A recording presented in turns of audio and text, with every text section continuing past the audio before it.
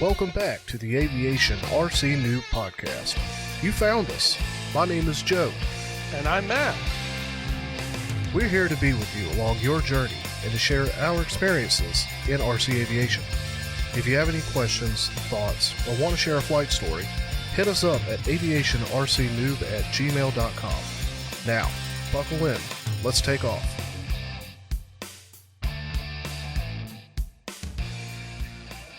All right, welcome back to episode 23. It's Depron. We're here to talk about Depron with our special guest, Greg Tanous. Greg, welcome to the show. Thank you. Welcome. So, we're going to talk about all things Depron. And we're going to, most importantly, talk to you, Greg, because about your story.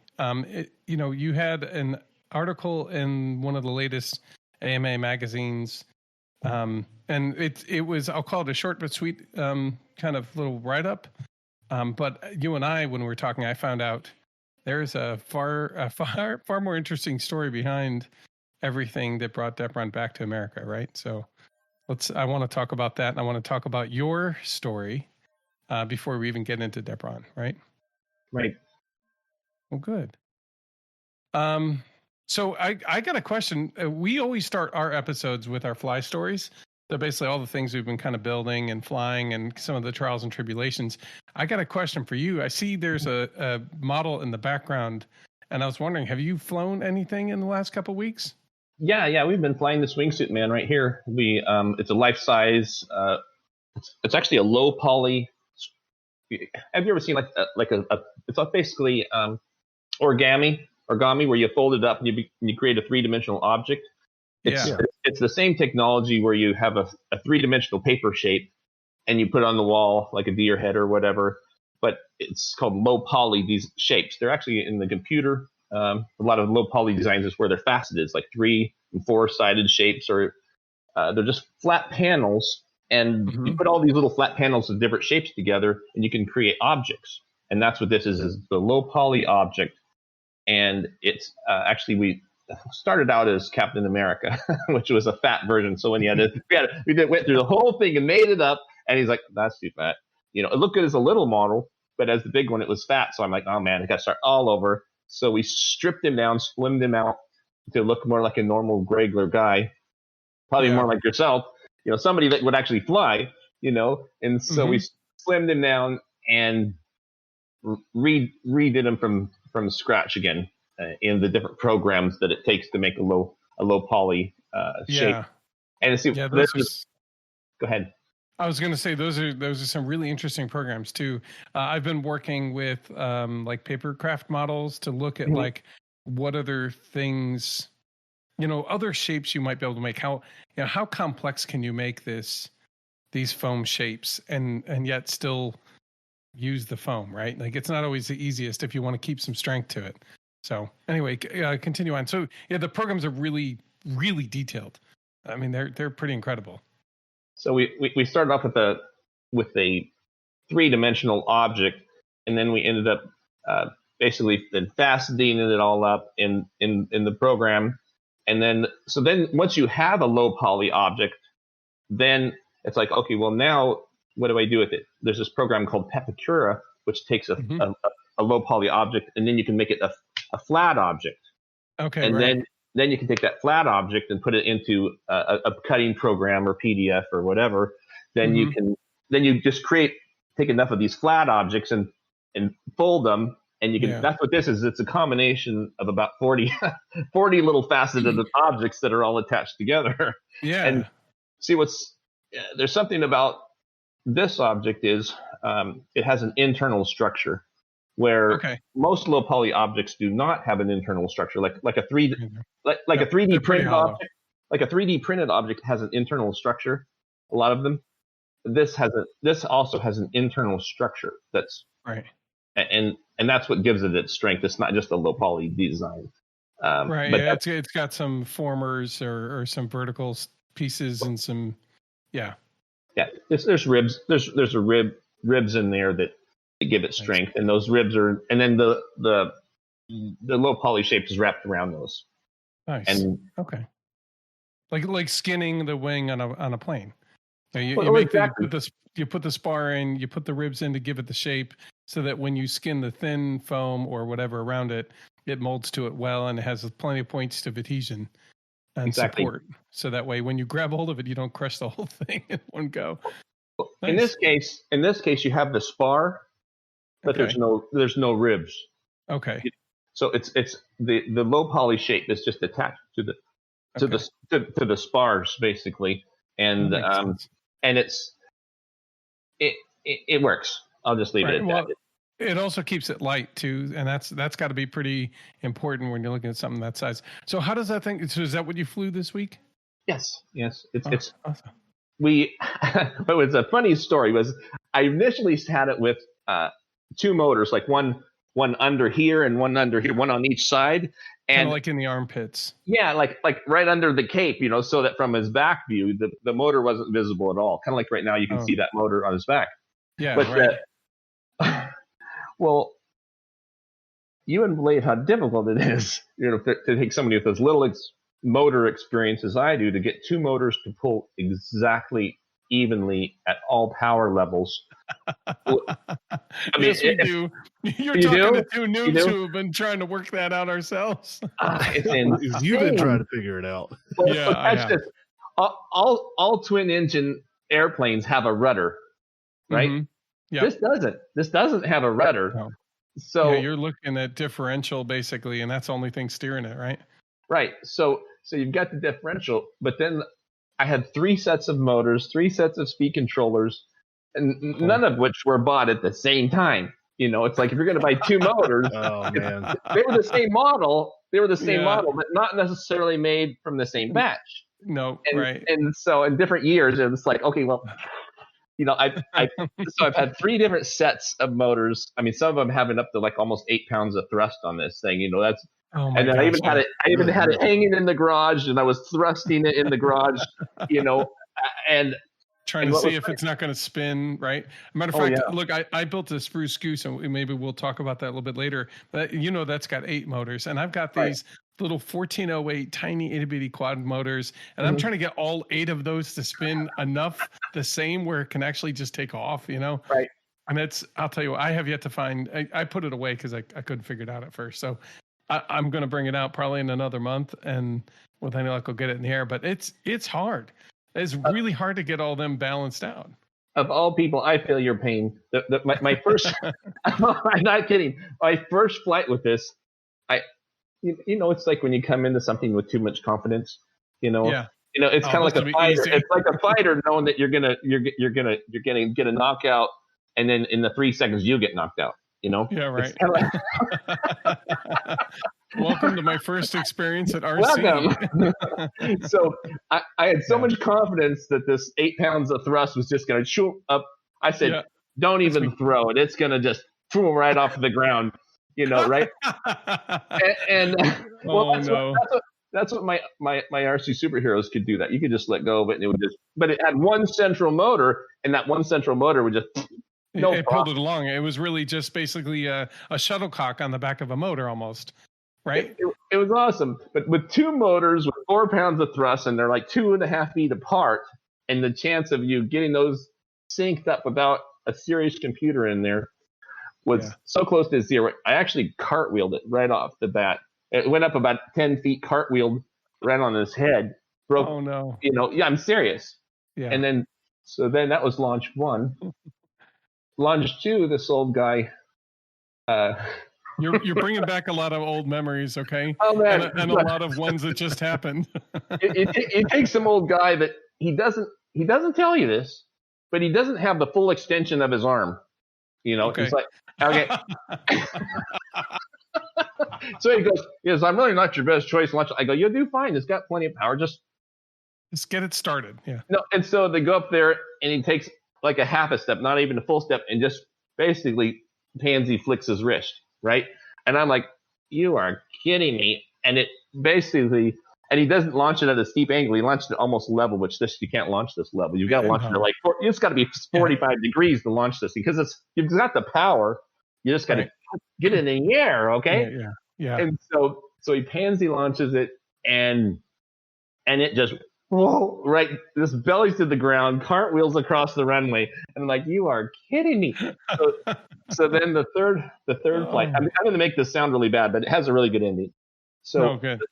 So the third flight, I had the nerve to put a gyro on it as well, right? Two motors, sure. Of course. And the gyro. Fixes it, everything. Yeah, I hope so. So I had the gyro set crazy high. Okay, way too high. Oh. No, so it was. I'm going to stand up just a minute so you can see me. So one motor would thrust, and the gyro would say, "That's too much," and it would go vroom, vroom, vroom, vroom, vroom, vroom, vroom, vroom, and so it's like a teeter-totter across the sky. They called it the wobbling goblin. They go, "Oh my god!" And it was a miraculous event that got back on the ground again, and so without destroying itself or hurting somebody, right? Like, oh no. So good. And then that would only turn one direction, and so which was the direction you didn't want to turn, of course, with the wind, of course, always. And so I just put it in the field. I just kind of get it down. And well, what's the only really cool initially? The cool thing about this plane is it lands like an elevator. And if you just cut the throttle, the thing will not tip stall, and it'll just literally practically lower like an elevator with a little bit of down elevator. It's like it's insane. Will not tip stall. Awesome. And so I cut the throttle. It lowers like an elevator, and some tall grass saves it. And then at the field, there happens to be this Learjet pilot, right? That happens to also fly race planes, and he's got his own. I mean, he's just decked out, right? So he goes, I think I can help you with that. And I'm like, okay, great. Please do, right? I need the help. And so he's like, pull the gyro out of there. So we yank the gyro out of there, and he tries to fly it, and he is like, and the whole thing's wobbling, gobbling like this still, and he's like, we got to get the gyro. So we finally he did fly it with the gyro in it, but then we said yank that out. So we pulled that out, and then it was take full. I actually had on the sides of the calves, I actually had two flaps that stuck out, and they could they was kind of like drag flaps like this. And so rudder flaps. And so drag rudders. We kind of had some draggers. And so with one of those full deflected and one full aileron, it's kind of like a twin engine plane with one of the motors out. Yeah. One of the motors had so much more thrust than the other one. We were like full deflected just to try to get it to fly straight, and it would definitely turn the other way. And so it was absolutely ridiculous. But we got through a few flights, and it got flying better. And finally, we got to be friends, and I kept bringing it over to his house, and basically till we got it. You can make sure this doesn't get destroyed. Help me out some more. So about a dozen flights later, and hundreds of dollars, he goes, you're not going to want to hear this, but you need a one motor setup, And so he was thinking of putting it on the hat like this, like a one motor right here. And I didn't want to look like a dunce cap or something. I was going to say like a beanie, Yeah. And I'm like, no, I won't do that. I will not do that. Because then if you hit someone, what is the first thing they're going to get is a prop and whatever. I would not do it. But I designed some toys for Hasbro and Mattel. I want to talk about that in a little bit, definitely. Because I want to go through your career.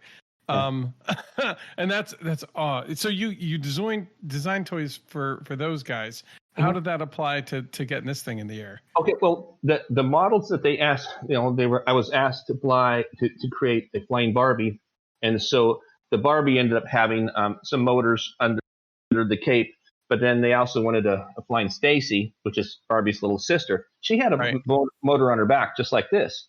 Had a little loop over the motor, but nonetheless it was just like this, but with a little prop guard. Okay. So is it what kind of? If you don't mind me asking, I'm going to ask some specs here because I know our guys are like, okay, what kind of motor was it? Like, was it brushless? Was it brushed? Was it 18? Was it like an 1820 motor or an 0820 motor, or is it like a 716, like little tiny can motor, or was it something a little bit more robust, or was it the one on this one? What you got? The one on this plane? On the flying Barbie. Oh no, it was what you do is you use quadcopter motors. The quadcopter motors have plenty of power for lift, and there was One particular quadcopter that I really liked is called the Ladybird. Mm-hmm. Okay. It had some like 2-inch props. They were like yellow props, and they had a pretty good sized motor. Like and like an 820. You take, I bet. Yeah, they were like at least 8 millimeters, but these little Ladybird quadcopter motors had some kick to them. Yeah. And that's what I would use on most of my stuff. And then when I also would use some Iron Man motors, I had some EB brands because I developed this plane for EB brands called this little Iron Man toy. Looked it was just like Darcy Superhero, but it was Iron Man actually. And I used a lot of the Iron Man motors as well because they had some kick. And almost everything I used the Iron Man speed controllers and radio because it had insane range, and it was not like a lot of toys. Airplanes from like are garbage, they won't turn or the rate. Yeah, you basically get maybe a soccer field if you're lucky, and after that you're done. Like you're never going to get more range than that, and they're a mess. Yeah, usually. Well, the EB brands, this was their first plane, and they didn't know, but they spent over $5 on that transmitter. Which that's way too much. No, that's way too much. But they killed it. I mean, in a good way. On the transmitter, that transmitter had as much range as any RC transmitter. I mean, like think of like a Vitava or something. I mean, this thing had an insane range. Yeah, it's like a full size, right? It had insane range, and the controller board in the little Iron Man worked awesome. And everything about like with your little toy, I'm convinced if you did the Iron Man controller, it had the differential thrust on that, and that may solve your problem if you just went with the Iron Man controller. And they had a control knob where you could give more thrust to the left or to the right side. Yeah. Like a trim almost, right? Yeah, it was a trim knob. It had a trim knob where you could control more trim left or right. And I've even stacked those transmitters to where you have 2 transmitters, and then you have the throttle like this where it actually moves 2 throttles. And I've actually had where it moves both of those. I've actually had it to where I actually have 2 stacked transmitters. So with your motor thing, that might work out. It would work, and you'd have 2 trim knobs. Oh my God, that's funny. That might actually work. Yeah, it might actually work. That's how I flew. I haven't publicized it too much yet, but I'm probably the only person that's ever flown a real pod racer where there's a pod racer in the channels with the little pod in the back and it probably the only person that's flown a real pod racer that does not have quadcopter motors assisting it. Right. And that's the radio that I used with this little Iron Man awesome. With the quadcopter motors. Right. Yeah. Well, good. That's awesome. So tell us more about your flight with your flying wingman this past week.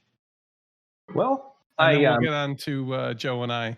And then we'll get more into that story about all the toys and how you came about it and some of your history into the hobby and all that. Sure. So what happened this week? So I called Todd up and I said, because he flies Learjets. So I'm like, when are you available? And he was available this weekend. So he didn't want to meet me at the field because he was going to make some barbecue for some people. But nonetheless, bring it over to the house, right? Yeah. I'm like, hey, I'll be right over. But I didn't get any barbecue. But nonetheless, so I hop over there and pull the plane out, and it was blowing like 15 plus miles an hour. I mean, the flags were like, and that's a perfect time to start flying. And so, but we had it trimmed out from the previous flight. So you had a chance. So he said, well, it's blowing pretty hard. I said, well, the only way to find out if it's going to fly good in wind is to fly it in wind. Yeah. So he said, you're right. So I put it up and he flew it around a little bit, and the thing flew insanely good in wind. He was actually hovering it because of the wind, 50 mile an hour wind speed. He was actually hovering it, and so it handles wind insanely well. So he lands, then throw it up in there, and I got flying around in the wind, and then he gets out his giant, probably $3,000 zoom camera. He's like, nice. I got a bunch of pictures when he was in the air. That's like on my Facebook site. I put up like 60 photos. Those are the ones I took. And then he took a bunch of photos with a crazy nice camera. I haven't seen those photos yet, but we'll hopefully get those up. And I did some video too. I just haven't uploaded it yet. And so it's they're definitely good stuff. So we got it where I want it, and then actually flew it again a little later that evening. And then these old guys were like, "You need to move the CG back," you know. And so I'm like, "Oh, it's flying great." And it's like, "Well, you know, they thought the attitude or whatever." And so I'm like, "Well, I'll try it." You know, I'm not so great. I can't try their idea, so I just change the position of the battery from this to this. Sure. And it just, I didn't like it. It didn't work good. It was probably a lot more responsive than you wanted it to be, or almost dangerously responsive. I know that's what happens when my battery shifts a hair, and I'm like, something moved. Well, thankfully, I've got 6 feet of room, you know, and if you move something a couple inches, it's in the turns, particularly, the feet were just hanging a little low, and it was just kind of dragging through the currents. And for some reason, it just wasn't going it didn't like to go as vertical as it did. So it was kind of odd. But so I'm going to put it back. But it was an interesting experiment, and survived it. Yeah, right. So you at the end, it was flying high alpha, but yeah, that's awesome. I'll tell you what, I really love the way that thing looks. It just looks like so much fun. Just like it would be a blast to fly, and I'm sure it gets a lot of attention. Well, it actually hasn't been in any crowds of any people whatsoever, more than like 2 people. So it actually, if anyone, and I did sell 3 PDFs in the kit. So there's actually some people are going to be, you know, a guy, a PDF and a kit in America, and then there was 2 PDFs, one in Germany and one in England. So those guys are going to be there's going to be some footage out there too. Nice. And Tobias is the guy that got it in Germany, and so he's like beyond pro. I mean, it's like off the chart, crazy skills, like actually vacuum forming Depron kind of skills. Oh, we're going to talk about that vacuum forming, because that stuff, I saw that and I was like, what in the world? You just blew my mind. You're supposed to worship people. You're like, oh man, that's like, whew. Yeah, when something just defies everything you think you know, you kind of have to take a step back and at least nod your head, you know? Absolutely. I tried it. It doesn't work, but they got it to work. Oh my God. Oh, okay. Interesting. Yeah, we'll talk more about that in a second. So let's talk to Joe about what he flew in the last couple weeks here, and then or when he built. I know we had a build night over the last couple weeks ago, so I know we were both building a little bit of something. And then I'll talk about my fly stories. We'll go through some listener comments real quick, and then we'll get back to Greg and get to know him a lot better. Joe, what were you flying? What were you working on? Well, we talked about the Friday night build night in our last episode. So we had the Saturday daytime build session this past weekend. So tonight's Tuesday, so it was just a couple nights ago. Yeah. Yep. Feels like a world away. Yeah. Tell me about it. So I've not been able to get out and fly since our last episode. There's been a lot of time tied up in doing other things, and I was helping my neighbor with his place all day Saturday. So I did come back for the build party, and was actually working on building the flying wing that you had sent me plans for out of the Depron that Greg sent us. So Greg, thank you for the Depron. Thank you for the Depron. We split it up. I gave Joe half of what we had, and I'm like, what can we use? What can we build that's quick and simple, and we can easily do a couple tests, and it kind of gives us a sense as to how the material works. And I thought I'm like, Joe doesn't have a wing yet, so let's do a wing. They're easy. They're easy and quick. And you had recommended the same thing. You're like, a wing is a good idea. So we found something. Anyway, so go ahead.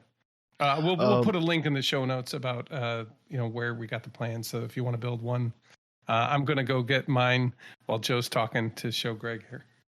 I was expecting to be able to feed off of you while I was telling the story. Oh man, sorry. Go ahead. I just wanted Greg to see kind of what we'd put together. Nice. Mm-hmm. Yeah. So, my stuff will be kind of short because that's about all I did. Okay. I can say I because we were building the same thing. You were using, I think you said it was foam tack. I didn't have any, so I was going to use my hot glue. And I was pleased to see that the hot glue didn't really melt Depron any more than regular foam board. So long as I didn't get the tip of the hot glue gun touching the foam. If I was laying the glue directly to the foam, I was keeping the bead as really about as thin as I could keep it. But yeah, it was a wing. It was a wing I was building, and it's not fully done, but I got the shape of the wing done. Of course, all the parts cut out. I cut that out one night when you and I were just hanging, but got all the parts cut out, started gluing them together. I actually used clear packing tape for the front of the wing to tape the top and the bottom half of the wing together.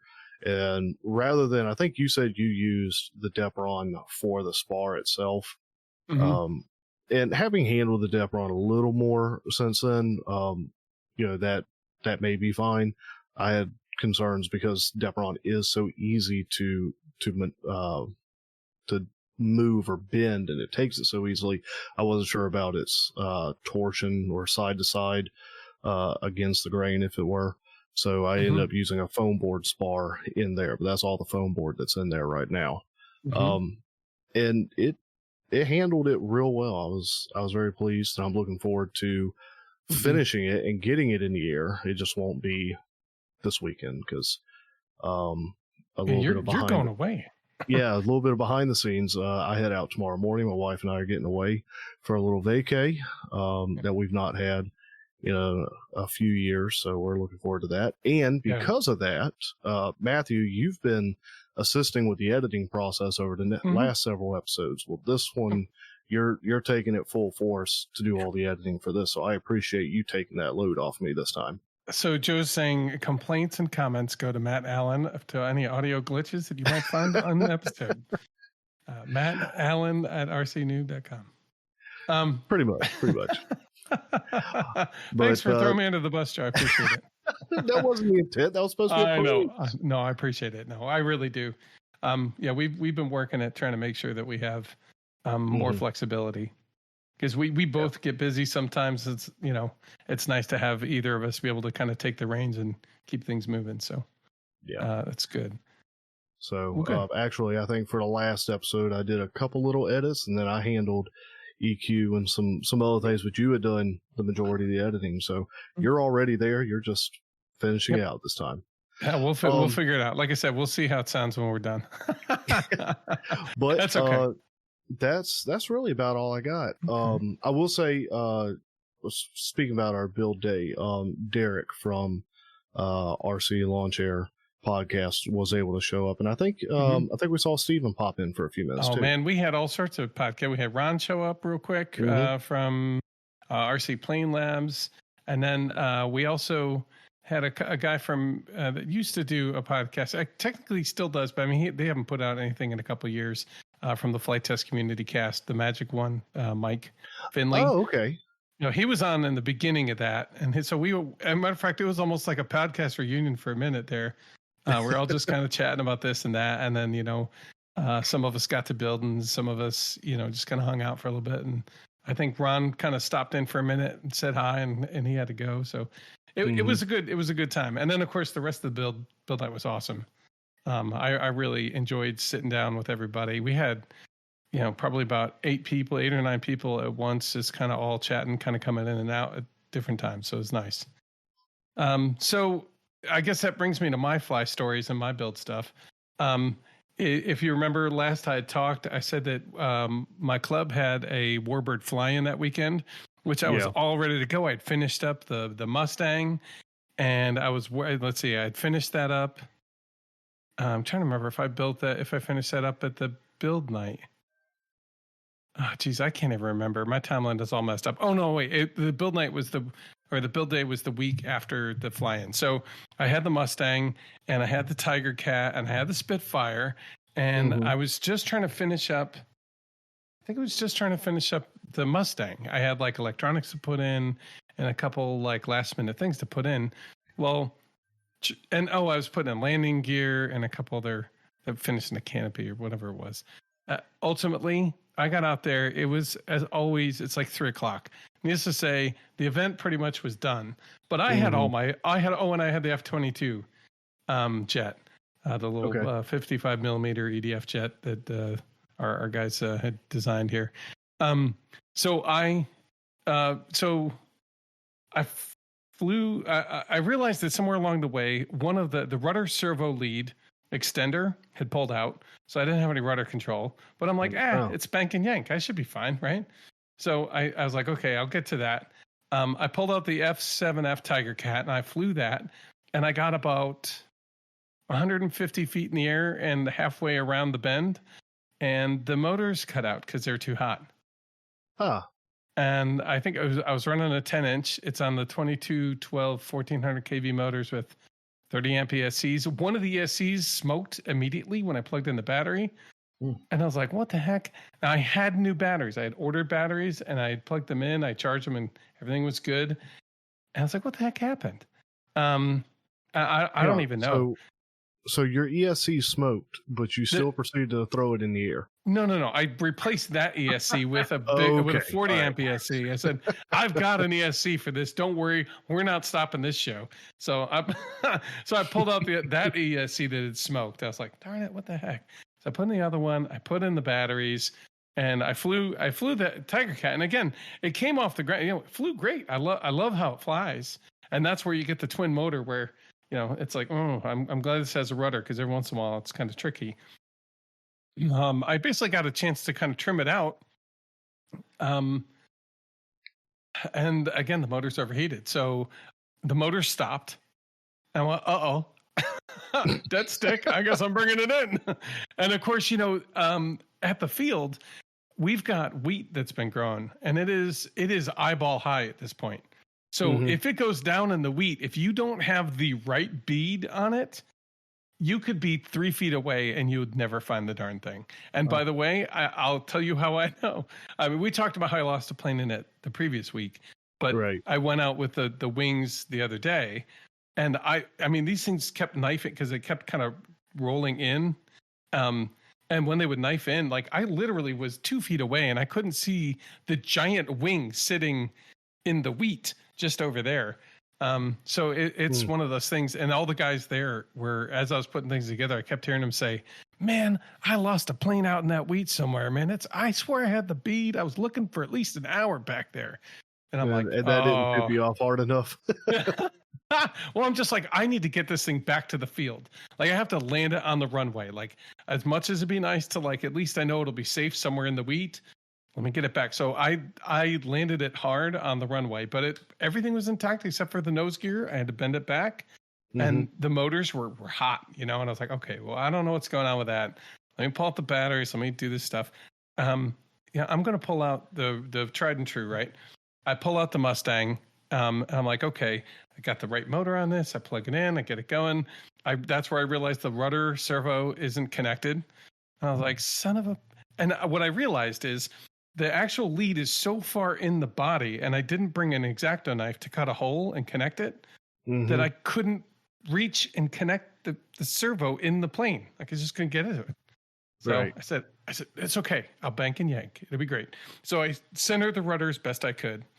And the landing gear, apparently I made wheels that are too small. So as it's sitting on the runway, the second it starts to bring the tail up, the prop starts hitting the ground.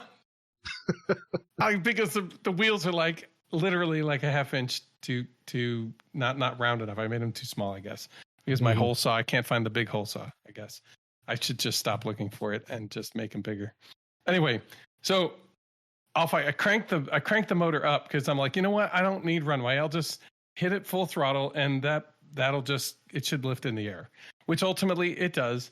And I get it flying around. And honestly, the Mustang flies really good.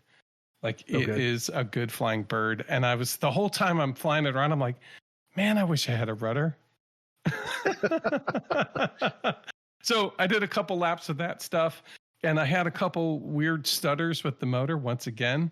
And I don't know if I'm just picking if the 10-inch prop is oversized, but I don't think it is for the motors I was using.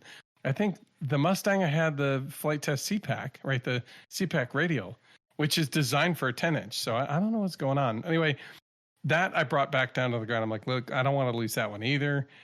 So I brought it in, but I was happy because it flew well and it was the maiden flight. I was really pleased. Pulled the battery out of that and I said, all right, cool. I know what I need to do to fix that. I'll fix that later. And then I threw the F-22 into the air, and that was its last flight because it didn't hit it. Greg, like that first flight that was almost level and kind of a limp-wristed toss there. Yeah. I had enough oomph, but I couldn't get to the sticks fast enough to help the plane recover before I could get the throw. You threw it yourself. You threw it yourself. I threw it myself, and I yoinked my hand down quick to the thing, but I couldn't get it fast enough for me to recover, and it basically nosed in and crunched the nose off. And I was like, all right, I guess that's done. Oh well. Yeah, but I mean, that thing was all sorts of, by the second or third crash that I'd repaired it from, it wasn't quite right. So I'm looking forward to rebuilding it maybe, but in the meantime, I have a 50 millimeter motor system that's ready to go into a plane that I'll build some other time. So I was like, oh, okay. I'm like, well, I guess it's time to do the tried and true Spitfire. And I'll tell you what, I ran 3 batteries through that Spitfire and flew it like the devil was chasing it and had a blast.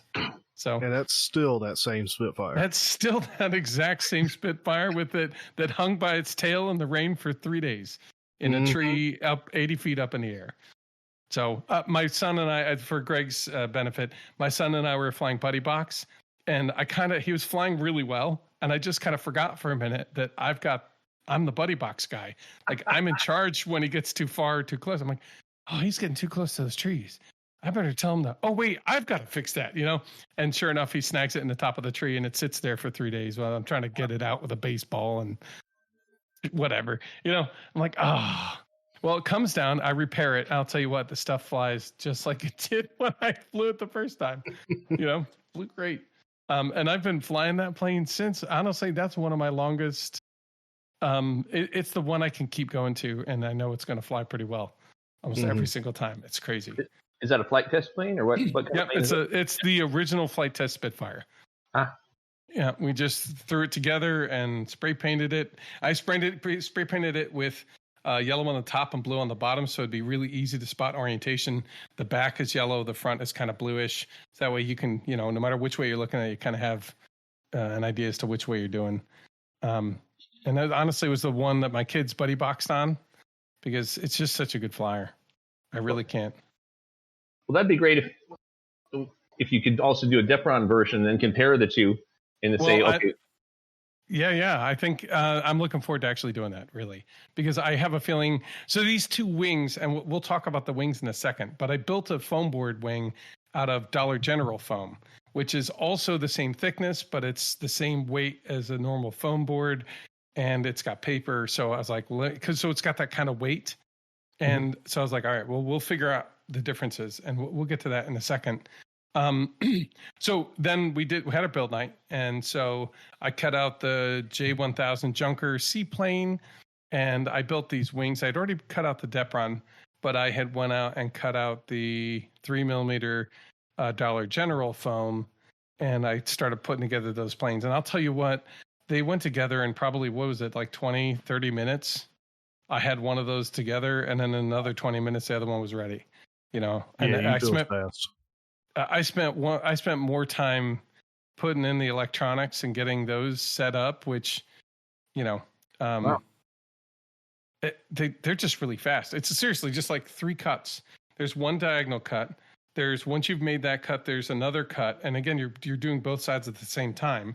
So then you have your tail surfaces, and then you're really just cutting out the spar from the ailerons, and you cut the little notch for where the ailerons are and the groove so it bends.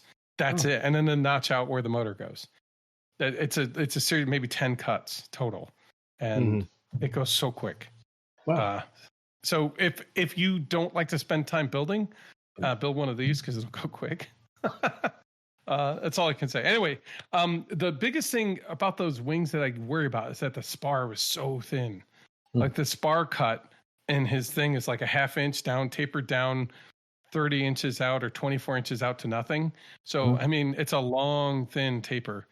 And so I said, well, let's just see. I always like to, I'll build it once, like the plans tell me, and then I'll feel out how it is. And then I'll make another one with make it better. So the other day, this past Sunday evening, or no, wait, it was Monday because I dropped my kids off to Scouts, to Boy Scouts, and then I went out to the field and went back and picked them up. So I brought out both wings, the Dollar General foam wing and the Depron wing, and it was a beautiful light breeze evening. The sun was coming down, and I realized I had everything I needed except a pair of pliers to adjust the control surface things. So when I went out there, everything looked good. And as I flew it, I noticed I had a tendency to kind of roll to the right, which means one of them was a little off, right? And so I'm like, shoot, I can't bend this the way I want. Like, where's my pliers? So Fight it. Yeah, well, it was really close. I was doing bending back and forth and getting it jerry rigged, and I'm like, oh, this is not. Anyway, so ultimately, I flew the Depron wing and the Dollar General wing, and honestly, they flew really pretty well. I noticed the Depron is probably about a third the weight, really, when you come down to the actual plane. Now, the components are straight out like a 5-inch millimeter 2204 quad motor setup pusher, and it's just 20 amp ESC, nothing crazy, a little 1300 milliamp battery. So we're looking at maybe 100 grams. The Depron wing came out at 63 grams, and I haven't measured the paper one, but honestly, I think it's about 3 times as much, which honestly that's about right when I checked it out. So, so it was, again, they were both easy to work with. I think I use foam tack with the Depron, and honestly, I kind of really liked it. It's almost like a rubber cement sort of derivative, maybe. I don't know. You can probably tell me more about it in a little bit, Greg. I am going to ask, like, what adhesive should we be using? Because we just picked out what we thought was best. Anyway, so flew those. They flew like they were temperamental because they were both maidens. But they were really majestic to watch fly in the sky and to enjoy. They just had some tendencies that were tough. I think the Depron has a lot more flex. I have carbon fiber and I didn't use any, partly because I wanted to see what tendencies the Depron has and how flexible it is. And I was surprised when it was put together. It was actually pretty rigid, but that's one of those ones where a carbon fiber strip on the surfaces, probably on both planes, would make a big difference. And one in the center to kind of go across the spar would make a big difference in some of the stiffness. But I mean, really, it was a lot of fun. Both of them were a lot of fun to fly. And I can't wait to kind of make those adjustments, like add the carbon fiber where it needs to be, and get out there and try it again. Because I'm going to have 2 wings that I'm going to really enjoy flying. That's for sure. So, all right. So that brings us, I guess, to I want to take a minute to thank everybody who came out to the build party on the 24th. It was honestly, it was really refreshing. It was just a lot of fun to sit down with a bunch of people and chat about what everybody was building, or what you were doing and things you'd seen, over the couple weeks about, this or that, I don't know. It was awesome. So thank you for everybody who joined us. And I look forward, if you haven't come out, give it a chance, give it a try, because I think you'll really like it. I know we have, do we have any listener comments, Joe? We do, and I'll read it in just a second. I did want to say with the build party, one of the things I enjoy, aside from the talking in the building, is sometimes we share information, and we get out of it as much as, more probably than we give to it. Yeah. But there, during it, I forget who it was that linked it, but they were talking about their bevel cutter, their 3D printed bevel cutter. Oh, right. Yeah. And so, sorry, I forgot who was talking about that, but the Thingiverse file actually got shared, and so I'm sure a couple folks grabbed that Thingiverse file so they could pull down a bevel cutter that they could, I guess, like it comes apart. You put your razor blade in there so it cuts it right. So anyway, there was some talk about the different tools and such. They're using some sharing of that. Yep. So thanks for that. That's exactly why I love doing that, and it's one of the reasons. So Tench in our Discord server left us a show comment. He said, I was listening to the trainer episode the other day, and your discussion on buddy boxing has been percolating in my mind. Joe commented that he had the trainer set for additive input so he wouldn't have to adjust trims on the student radio. I'm pretty sure the way OpenTX handles inputs and trim, you shouldn't need to retrim anything on the student radio. In trainer mode, OpenTX treats the inputs from the student radio the same as stick inputs from the teacher's radio, i.e., it takes the input values, then applies the trims, then mixes. So the student radio should never have to set trim because the teacher radio is always is already adding on the original trims. Right. And if that's going to be the case, awesome. Because specifically that's why I left it in additive mode, was for the trim aspect. So I've not had a chance to fire up the transmitters and have a look at that, but the next time I have a plane hooked up and looking to go flying, and I, say Rachel comes out with me again or something, I'll have a look at that, and I'll throw the trims to the extremes so I can see specifically when I switch from student to trainer, do the trims move. Right. I'm curious to find out. I think maybe I don't have mine in additive mode. Maybe that's what's going on. Well, what he's saying is you wouldn't need to have it in additive, because when you're flying in a trainer mode or a trainer setup, it's all I know is when I check it, I see the surfaces move when I go from one transmitter to the next. So I'm like, well, either way, I got to make sure they're right. So it works out. So thank you, Tench, though, for letting us know about that for sure. And it might be a different OpenTX version, or I don't know. Like I said, he makes a good point. It's valid, worth me checking on my end between my transmitters. Like, if it works, awesome. Then I can truly hand it to her, and then I'm not sure if I'll completely hand full control over just yet, but we'll see. No. So yeah, that's what we had in the comments. Well, good, awesome, thank you. All right, so let us get back to our special guest, Greg Tanous, who is, I like to call him Mr. Depron, but I know he's Mr. USA Depron, probably is the better way to put that, because I know there's a separate Depron seller in Europe, I think. But Greg, why don't you give us about 10-second intro on yourself, and then we'll get into some questions. Well, I've been in the RC for about 43 years, and got in and out of it, and then I just got hooked into Depron and just got hooked for life. Awesome. Oh, good. Yeah, I guess if you find the material you love, really, why do you want to leave? Right. It's not that before I bought that container of foam, it's not that I didn't try foam board, because Depron just wasn't available. It wasn't that I didn't have a few cases in my attic of the old stuff, but I'm like, well, like this wingsuit, I needed something to be reproducible. I needed something to where somebody else could buy the same material that I've got. Yeah. And when I tried the foam board planes, it's not that I didn't try. I tried, and it wasn't from any lack of trying. It's just that at that kind of scale, though, it becomes very difficult to make something that you can be confident in, as far as using the basic foam board from the Dollar Tree. Well, I could go grab these little.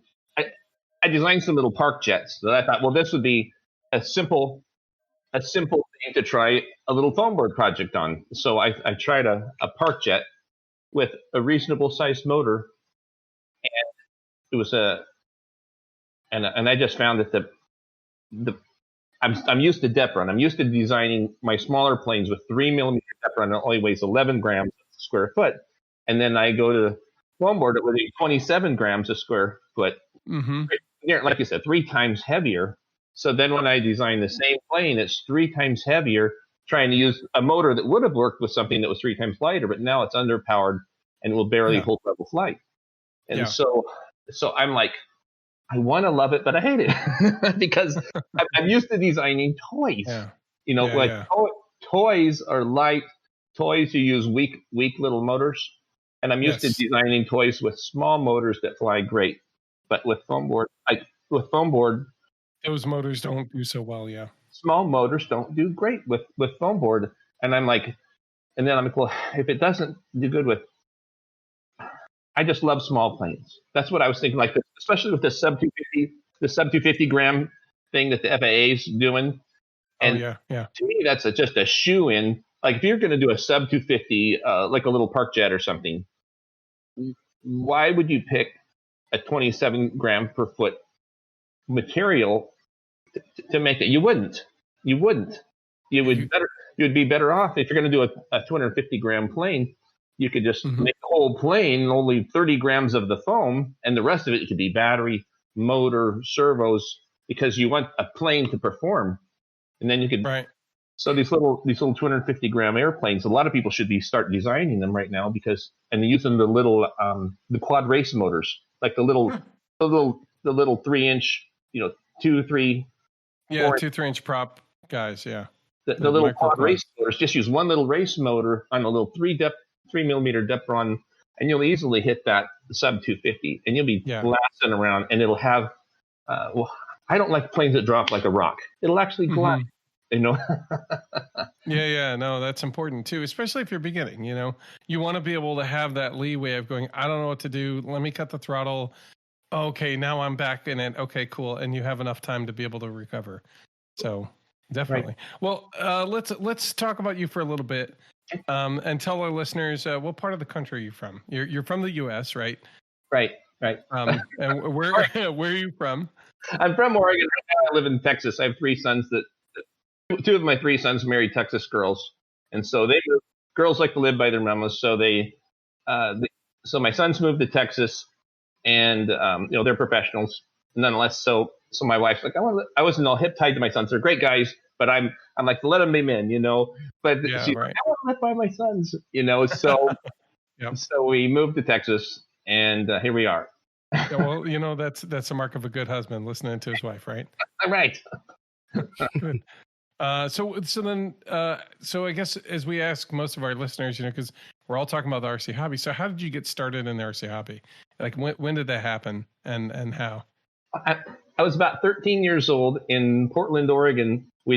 I lived down about 6 hours south of there on the coast in North Vancouver Bay area, but there was, every year we'd drive up to see my grandma Kelly. And then at Delta Park, there was a little club in Portland where they would fly these airplanes. And driving by, we said, what are those guys doing? And they were flying airplanes like the SIG cadets and like that. And so and I'm like, this is crazy. This is awesome. So I didn't really have an income, but like every holiday and birthday, I would get another something. I would get a radio or a model or a motor or something. And by the time 12 months went by, I had a model, right? Yeah. The next year I come with a model to Delta Park, and they said, well, you've got the servos backwards. And then, I didn't know, so we switch them, and up was down or something, and so we switch them, and then it was just a little, like the throttle and the elevator and rudder, no ailerons, just a solid wing is what it was. It was like that cellular wing, like a SIG cadet kind of thing, but just slightly smaller. Right. And so that's why it was my 3-channel trainer is my first Delta Park. That's how I got started in it. And it's a good way. It's a good way to get started, because you're not having to worry.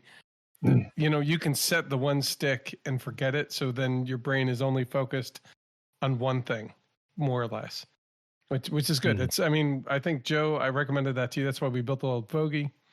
Because the old Fogey is a 3-channel high wing trainer kind of deal. And, nice slow flyer. Yep. Man, that floats for days, Actually, we were talking about if we were to take Depron and make an old Fogey out of Depron, how crazy slow could you get it, and how long of a battery time could you get out of that thing? Because, a third of the weight, that thing would just float. You probably couldn't even bring it down on a breezy day. It'd be tough. Yeah. the wingsuit, man, you're looking at right there. You take the motor and battery, and you take the radio gear out of that. That thing barely weighs 2 pounds. Oh wow! Yeah, It- guys. This is a 6 foot by 4 foot, roughly person, basically. Right, and that's with the coroplast, with the carbon fiber, Mm-hmm. and even with that half-pound head, that thing barely weighs 2 pounds. It just barely, a little bit over 2 pounds, and I mean barely. And that's because of it's just that light. 11 grams per square foot is that light. And then when you add facets to it, when you crease, when you what do you call it? Score. You score and fold. Crush the foam on the one, on the line. Yeah. So you can score it, and then sometimes you can tape the other side if you think it might crack, but you can score it, tape it, and fold it, and then you heat set it with a little heat gun, like a craft store heat gun kind of thing. Those little, so you can kind of set it, and it'll actually hold like a 90-degree or. And so a lot of these little panels, they're just scored, folded, heat set, and it's a lot easier than you imagine. It's the old 3mm Depron wouldn't score and fold for nothing. Right. This new 3mm will, and the old 6mm you couldn't form it at all. But now this, I don't know if you've tested it yet, but you take your 6mm and you can crush it, and then you can work it. You can work it into a radius after you crush it and work it. And no, crush it. You have to. Okay. You have to pinch it. Yeah. Crush it along a seam line. And okay. Yeah, there you go. And it'll hold it. If you go take that up to a counter, like a radius countertop, and you kind of do this, and you crush it, and then tape one side, and then you can actually work it into a radius. You can shape it, and I'm doing just a tiny bit of it. And you see how that didn't crack on you. Yes, yeah. The old stuff would have, right? Oh man, you bent that thing 10 degrees, and it would and it wouldn't let you. There's no warning. It was like snap. Uh-oh. Get a new sheet. This stuff is a little lighter. It's got more give. It's more forgiving. You can do a lot more with it. I'm really excited about what you can do with this, because you can do way more than you could with the old foam. Because right now I've got a few cases of old foam, and I'm like, hey, they're worthless. It won't do what this foam will do. Nice. Yeah. And you're like, oh, I don't like this old stuff. Yeah, seriously. And it was good. It was really good. So bringing it back around. Earlier, you've talked about, Matthew mentioned that you worked in the toy industry. What actually got you to, or how, I suppose I should say, how did you break into the toy industry, and what got you there? It sounds funny, but I had a really boring job. So the boring job got you to the toy industry. Yeah. Seriously, your mind, it's got to work. So I was in this really boring job, grinding tools. Is how you can imagine how boring that was. But nonetheless, this guy I worked with that did skydiving, and I was just reading about the Wright brothers. And at that time, I actually had 17 flying RC models. So I was really into RC, and I got so far, I'm like, I need to start designing my own stuff. And I started studying aerodynamics and the Wright brothers. And then at the same time, this guy did skydiving. I'm like, that's what the Wright brothers got right, was the control element. Mm-hmm. And that's what skydivers have. Skydivers have the control, but they just don't have the flight surfaces or the right CG or the right surface to weight ratio. Right. So I fixed it. I took a skydive. I just started working little models like ball suid, because I didn't know about Depron at the time. And I started work with what you know, right? Yeah, I worked with what I knew. So I started working with little ball suid models, and I started making a little skydiver. And I tested it, swept arms, bent arms, knees bent up, knees straight. Actually, I didn't straighten out the legs until the first Iron Man movie came out. When the first Iron Man movie came out, he had straight legs, and I'm like, I've got to straighten out the legs. So right there, that set me up. And then there was an Iron Man poster, that iconic Iron Man poster with him flying sideways. Yeah. I copied that profile, and then I de-Iron Man and made him into the RC superhero. So the superhero is really Iron Man, but I stripped him down. I stripped down his mech, and then that's why when that's what kind of also got it going was his office, his studio. His office actually bought a plane from me, and they said, "Do you think you can make it into Iron Man?" I'm like, it's already Iron Man. I just have to put his neck back on it. Okay, so wait, you're saying the movie company, the franchise of Iron Man called you up and his said, office. His office. His office. Robert Downey Jr.'s office. His office. Oh, cool. And said, we need a gift for him because he just did the event we need a gift for him for doing the Avengers movie. Can you make an Iron Man for us that flies like the RC superhero? I'm like, absolutely. So I took off about 3 months. Took 3 months. I just re-Iron Manned him. I just decked him out like crazy. And then they what's funny was they said, when's he getting here? I said, when are you picking him up? Because that was part of the deal. I said, well, if I can meet him, I'll deliver it. And they're like, it's going to happen. So I said, well, okay, you handled the delivery, and that was fine. So they said, when is he getting here? I said, when are you picking him up? Because that wasn't part of the deal.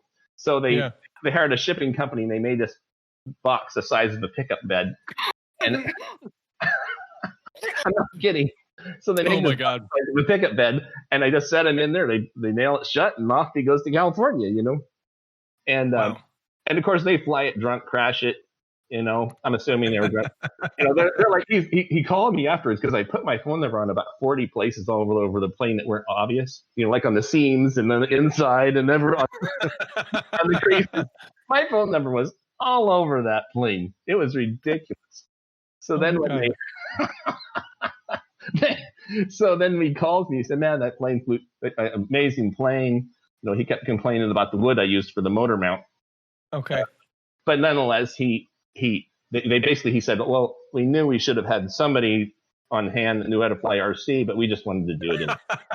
But they had no idea what they were doing, flying an RC plane with 7 pounds of thrust. Oh my God. That looked like Iron Man. That just cost them $2,800 plus the $1,000 shipping. The problems of other people, right? Yeah. So then they wreck it, and they said they want it repaired. And I'm like, well, how you getting it up to me? And they're like, and so basically this other toy company called EB Brands, which eventually did the toy version, they paid for the shipping to get it back to me. Okay. And then that's how they got a relationship. But they're like, of course, do you think the box they took it out of, do you think that box still existed? They had to make another box to get it back up to me to put it in to take it back to them. Right? Oh, man, yeah. I mean, we're talking, they probably have $10,000 in that plane. Oh my God, yeah, right. Yeah, I mean, it's crazy, Oh my God, what a great story. Yeah, but so I got to talk to him and get to repair his plane and all that. And so then that set up a relationship with the toy companies. Cool. And then I actually already had a toy agent that we were doing some other toys and things, and I was starting to get where we needed a toy agent, and so. There's this guy lives in Florida, an awesome guy, and it's one of those things where it's kind of like in the movie industry. You can't just go talk to the producer, Right? It's just not going to happen. The same thing here. You don't get to pull up to Hasbro and say, "I've got a toy for you." No, no, they don't talk to you unless a toy agent talks to them, because you don't speak the same. It's like speaking French. And they only speak English, and it's the same thing because it's a total different language. That it's a legal term. It's like lawyers when they're talking. It's It's crazy. You think these are toys, but no, they mean it. And there's big contracts, like $90,000 contracts that are written, and things like that. And it's a toy world, but it's brutal as far as like one time I had like nine toy companies interested in. Like 9 different toys I had, and all of them fell through. Oh, wow. And one of them had a $90,000 contract written on it, and they still backed out of it. It was signed. And they said, "Oh, you won't enforce it," which we didn't. Oh, wow. Yeah. So do me a favor. Give me, because there's very few people, I think, in this industry that may know, and they may know what products you've done. Could you give us like a quick, give us like the top 5 items and like your favorite toy that you've put together for the toy industry? Well, because I know you've done more than I think most people would realize.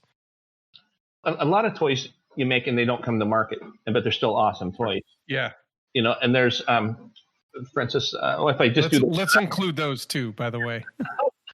I can't do all of them, but the first one was this little Iron Man toy for EB Brands, and then the other one was I actually did a flapping flying dragon that we actually have a patent on. It has a rider on the shaft so that you can't see.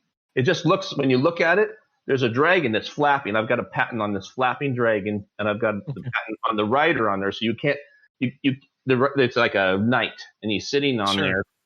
And he's got this spear, and the spear is keeping him from spinning around. So the body's not spinning. The legs are below the helicopter. It's a quadcopter. And the head's spinning, but you can't, like when a circle's spinning, you don't see it. Yeah, you only see the shaft, the hub, basically, yeah.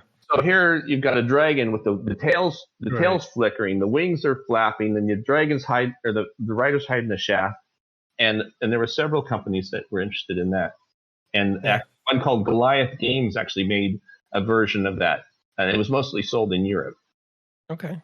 And then another one was Playmates Toys. They sold my a wingsuit. It's just like this wingsuit, but smaller. They sold it was a Raphael version and a Spider-Man version of the wingsuit.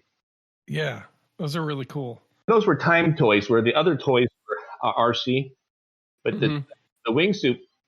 Actually, that's how I got into timed toys. Was this old guy named Ralph Cooney in Forest Grove? He was into those old-time timer planes, where they... Yeah. And so I got some of the little mechanisms from him, and then it didn't quite do what I needed it to do. And I had this genius that I went to church with, and he developed this first rough timer for me where we could adjust the time, actually. Okay. Playmates Toys invented, if you ever get to the Playmates Toys Spider-Man, and you want a little timer, it goes for like either 6 seconds or 10 or 11 seconds. The Spider-Man toys got those timers in it. If you want to do a toss glider for your kids or something. Yeah. So so basically it runs for like 6 seconds to kind of get it up, and then it cuts off so that it'll glide the rest of the way. Well, it'll actually ramp up.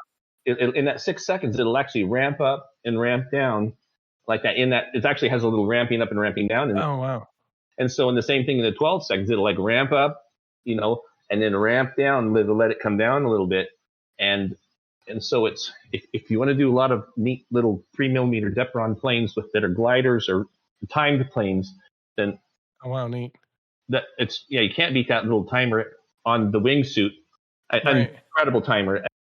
And then you can't beat the radio on the EB Brands Iron Man. Okay. So if we somehow could mix the two, we could make even better stuff. Individually, yeah. And then, right, cool.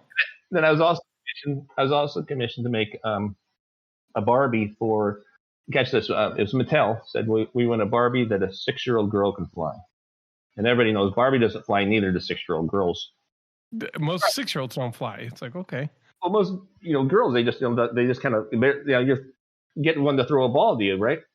But it's, I'm not knocking that. It's just usually a lot of times the 6-year-olds, particularly, they don't have enough coordination like that. No, that's my task. You're not there yet. Yeah. So I went to the store, bought some Barbies and Stacy's, and broke their arms and shoulders and legs. I just broke every joint in them, and I put them in a flight position, clayed it up, and then vacuum formed her, and then cut her out and added some Depron skirt back there, and it ends up that Barbie flies in. I could go get the model, but Barbie flies insanely good and looks good doing it. Oh, wow. Cool. I mean, incredible. Aerodynamics were unbeatable because of, no, I'm serious. Better than the 90% of most planes because because what happened is the motors, the little cape, I'll put my phone up just for a second. Well, the little cape that was here had a little motor that was under the cape. And then, so what would happen is since the motors were placed below the front part of the cape, it would create a little vacuum to where you could artificially add weight to the front of the plane because the front two motors actually created a little suction that pulled the front. Okay, like a downforce on the very front of the wing. A downforce from the suction from those motors because of the cape that was on top of it. Huh. And so what happened is she ramps up, she would fly level, and then as the motors would, when you wanted to land it or whatever for the timer, when it would ramp down, the motors would lessen the power, and because it had artificial down thrust to keep it level, then it would flare like this a little bit for the landing. Oh, wow. So Yeah. it did exactly what most plane pilots try very hard to do naturally. And it just did it on its perfectly. own. That's like, I was so if you get a plane, it's kind of like at an it's like, I guess I just found out about this because this Learjet pilot, they were saying that the motor over the fuselage on the back of the tail, they said that when you're ramping up, that motor's actually shoving the nose down, you know. Yeah, it's creating a positive moment towards the nose. Which is nice when you want to land. They said, okay, it's good when you want to land because then you can lighten up and it'll come in and land. Let's say if you want to abort a landing and punch it. Then okay, you're punching the throttle, but the motor's trying to shove your nose down, and you're pulling up as hard as you can. So you really don't want to go around again if you almost because the motor's trying to shove you in the ground, and it's the same thing but opposite. Yeah. Yeah, interesting. Cool. So is the Barbie your favorite then? Almost. Well, what was funny was there was the Walmart buyer asked me if I liked the little wingsuit. And I had this little hand size. It's actually the size of my hand. There was hand size wingsuit that I made, and the motors were here on the top of the shoulders like that. Yeah. And they said, "Well, show me a picture?" He said, "Do you like the little wingsuit or do you like this little jet?" I made this little jet that had a centrally mounted motor. This little jet, I developed it with the wings had multi layers, so that it actually had some down pitch on the out and a little bit of flap in the middle, right? So the wings actually kind of, all it was flat panels, but they all kind of twisted. So the plane had crazy great aerodynamics, and it was designed correctly. It flew amazing, but then the Walmart buyer said, "Which plane do you like better?"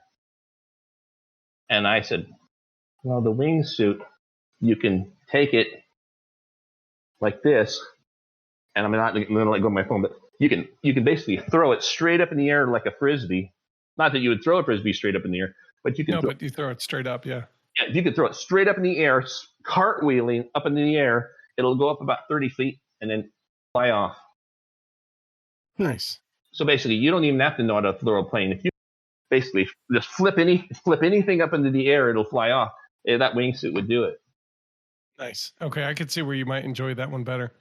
So he said, so that's why Playmates went with the little wingsuit instead of the little jet. That was amazing. Okay, well then I'll call it shift gears, but it's more like let's start focusing on Depron. I want to hear your story. Like when you realized there was no more Depron, it stopped being here. So what happened? What brought you from that point to being the supplier of the US? Well, I was like a lot of people. I was extremely disappointed and really upset that my favorite material, that I had just spent 2 years designing this plane for Depron. Okay. And it needs Depron. That wingsuit needs Depron to fly. It's designed for Depron. It's folds for everything. And then I find my material's gone. I have to find Depron somewhere on God's earth. I've got to find Depron, and it so exists somewhere. It's somewhere out there. So this guy from searching the internet for weeks or months, and this guy from England posted a complete picture of his box, and he's like, "I've got it." Yeah. All right, so Greg, you found out that Depron was being made in Germany from this guy in England who was bragging.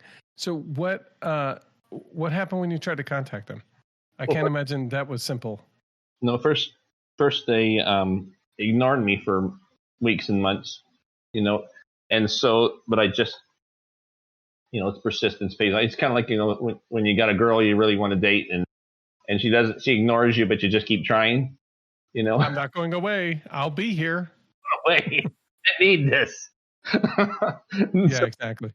So you gotta, and then I use some of my credibility for the RC superheroes, and then I use my for the wingsuit. Say, listen, I've designed a product for this material. I need this material, and I'm not messing around. I want a serious amount, serious amount, and then I finally get a little email, and I start corresponding with them, and they're like sent me a sample, and then it was interesting. They said, okay, well, this is the shipper, and the shipper asked me a couple of questions and said, not going to happen. Basically, we won't deal with you. You're not a big corporation, which I wasn't. Because it was you trying to start a business, right? Like a private business that's selling it to RC modelers, really. Right. So they wanted this to go to a big loading dock with a big corporation, somebody with billions of dollars in the bank, or they weren't going to talk to me. And then the shipper that I'm trying to give them thousands of dollars, and they just said, "You're nobody. We don't want you." And that's not the manufacturer; that's the shipper, the person with the shipping container, right? And so then I had to basically shame them into dealing with me. So I had to put a 3-way email saying, "You tell me why this person won't sell, your product, or basically why he won't ship to me because they won't talk to me because I'm not And so basically, but I got them to deal with me finally. But I did it in a way that they hated me, because you made an enemy in the process of getting them to agree. I made an enemy out of the person that shipped home to me. Oh no! They made me pay for it. They really did. And so, and I begged the factory. I said, "Give me a different shipper. I want a different shipper. I don't want this person. They don't like me. I don't like them. I want a different shipper." Mm-hmm. They would not give me another option. They said, "This is your option. This is it. This is your option. The people that hate you, you will ship. It will be shipped through them. If they won't deal with you, we won't deal with you." Uh-oh. And so then, they said, "You're going to meet these qualifications. You're going to be a multi-million-dollar company with a loading dock, with a warehouse, with all of this stuff." And then, thankfully, this guy in church, he was a multi-millionaire, and he met those qualifications. I didn't, but he did, right? And I said, I just want these people to unload my material somewhere in Texas so that I can get it to my house. And he said, "You can do that." Basically, so I said, I didn't need his money. I didn't whatever. I just needed a loading dock, basically. Yeah, I just need you so that they'll do this. Yeah. So just for you to say, yes, I'm backing this person, do it already. Right. So he happens to be the largest masonry business in Texas, called Brazos Masonry, which is you can look it up. He's and they saved Depron. Brazos Masonry in Waco, Texas, saved Depron. And I know they didn't want the shout out, but that's the truth. Okay, it's worth it. That's the truth. So then what's funny was then there's not only the shipper, but there's also the import person. There's plenty of import people in the U.S. There's even people in Texas, and they wouldn't let me pick my own import person to import it into the company. They said, "You will use this person in New York as your importer, or we won't deal with you." And I'm like, I have someone that's going to charge me a third as much, but you want me to pay New York prices to import my foam through that importer? And like, yes. And I didn't have an option. That's your option, is the New York importer. And so I'm like, okay, I'll just. So then what happened is then it was on. They got it with these different people. They got it on the boat. So they made the stuff. They put it in the container. They put it on the boat. And right before it gets to Houston, Texas, the shipper that, remember, they didn't like me because I shamed them into business with me. They said, "Where's this going?" They knew where it was going. It was just one day from being where it was supposed to go, right? Right. And so then they said, "What port's it going to?" And I said, "Houston." and then they just dumped it in the port and didn't send it to address like they were supposed to. They didn't send it to the Brazos Masonry loading dock. They just dumped it in the port and said, "Good luck to you." They dropped it at the Port Authority and said that. Well, we're done. No, I talked to the import person. I said, "Why? What happened here? You're supposed to take care of me. I paid you $800 to take care of me. And like my job is to get it through customs, and that's it. That's your problem, Not mine. Oh, not my problem. Your problem. I got paid, And jeez. So then in like 2 days or less, I've never hired a semi truck in my life. I don't know what kind of truck to hire. No, people wouldn't. So in 2 days, I had to figure out. I called a lot of companies. No, most people just say we won't talk to you, and not our. You don't know enough. You clearly shouldn't be doing this. Yeah. Yeah. So one person finally had mercy on me and said, "You need this kind of truck to haul that kind of container to this location over that distance." One person finally was just kind and just told me what. And then I had to call a dozen companies that did that. Right, because shipping has been very difficult. We deal with shipping steel poles across the country, and there are times where they're just like, nope, your shipping time is at least an extra 4 months or 4 weeks because we won't be able to get a truck in time. Right. So now I need this truck like right now because it's like it just got dumped in the port. And my God. So then I said, and finally these beautiful Spanish people with a truck said, "We'll do it." Nice. And so most people, they wouldn't ship it to only a shipping dock, but I said, well, so I even made this like ramp. I made this plywood ramp to get it out of the truck, and I even knew how high their truck was. It was like 54 inches or something. That's how high the back of the truck was to get it out of the truck.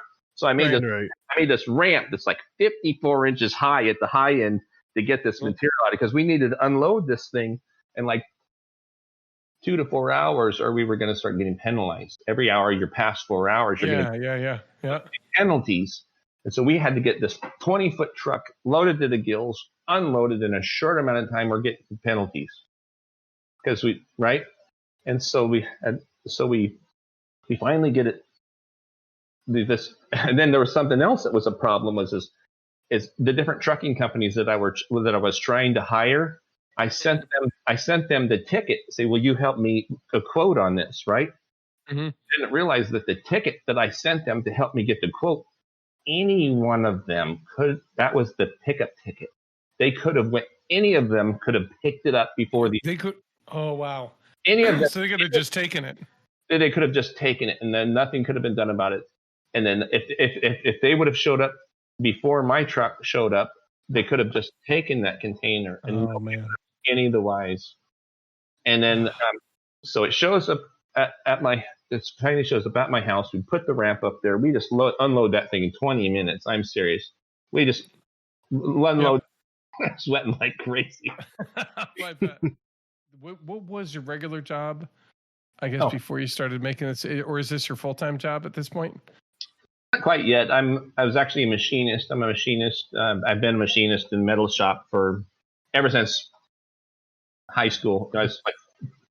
Basically I've been in metals my whole life. Been in and out of machine shops and welding shops, and that's just my main thing. Right now I actually work at L3 as a contractor. I don't know if you know L3 in Texas. They actually make aircraft parts. They actually retrofit. They don't make airplanes, but they retrofit airplanes, like the military planes and business jets and all. So I'm actually making real aircraft parts for my real job. So it's pretty cool.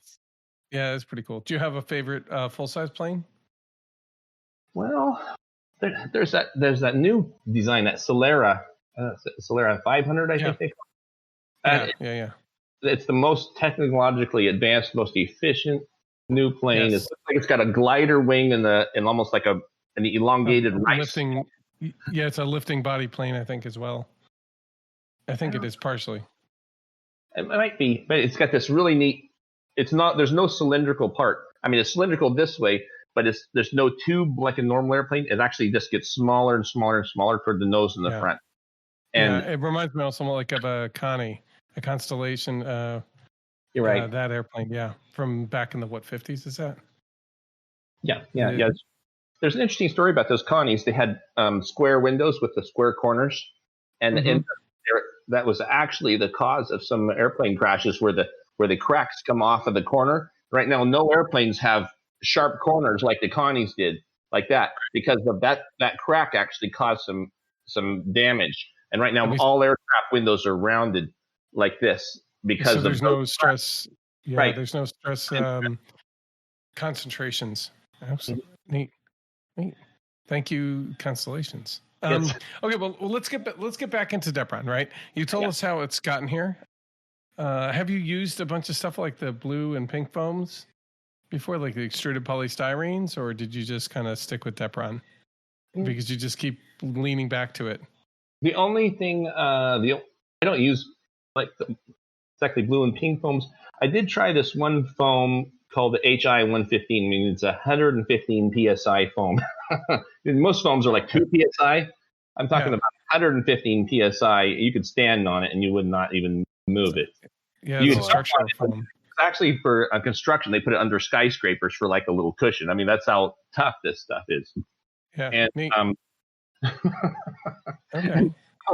So this one guy, he took this HI 115 foam and he was hot wiring it, and he was making these speed gliders, and he was carbon fibering it and basically crazy. You've seen those crazy fast gliders that do like hundreds of miles an hour. It's one of those, Yep. Where it's, I mean, you see those gliders are like, like 100 miles an hour. You're not using normal materials. That stuff would have broke up after the first 200 miles an hour. Exactly. So that's what they're making it out of. Most likely is this HI 115. They're hot wiring it, and then they're carbon fibering it, and glassing it, and vacuum bagging it into this glass finish. Okay. And that makes sense. I used some of that one time, and I made this 4-pound wing, but it weighed 8 pounds, and it flew great until it was gas powered because they didn't really have electric back then. But I took it off, flew it off the end of the runway, and I went in, and the motor cut out on me. And I should have just hit up elevator and looped right back down to land, but instead I tried to bring it. I tried to out of it. Come around, and I end up hitting this farm building, and it goes But oh well, that was. And I go, you watch that. I said, you watch that. That plane will be just fine. And it just had this little thumbnail-sized dent, and it hit so hard it shook the hinges loose and the motor mount loose. But the wing was fine. It flew like its glide ratio was 45 degrees right into the ground. So I bet. It sounds like it was a fun build, though. Yeah. Nice. All right. Well, let's start talking about some specs on the Depron, right? So what thicknesses does it come in? What you mentioned the weight, if you could go over that really quick. Do you know if it's got a certain tensile strength or a pressure that it can withstand before it starts to crease or crack? Anyway, just let's start. All right. With no tensile strength right now, the 3 millimeter is actually a little thicker than the old. I think the old stuff used to be like 110 or some thickness. This is actually eighth of an inch thick. The 3 millimeter is actually an eighth of an inch thick. So it's a little bit thicker, and it's even lighter than the old foam. So it's a little thicker and a little lighter. So it's a nice mix. And this stuff will crease and fold before it didn't. Now that's at 11 grams, 11.4, 11.5 grams per square foot, which is stupid light. Light. Yeah, really light.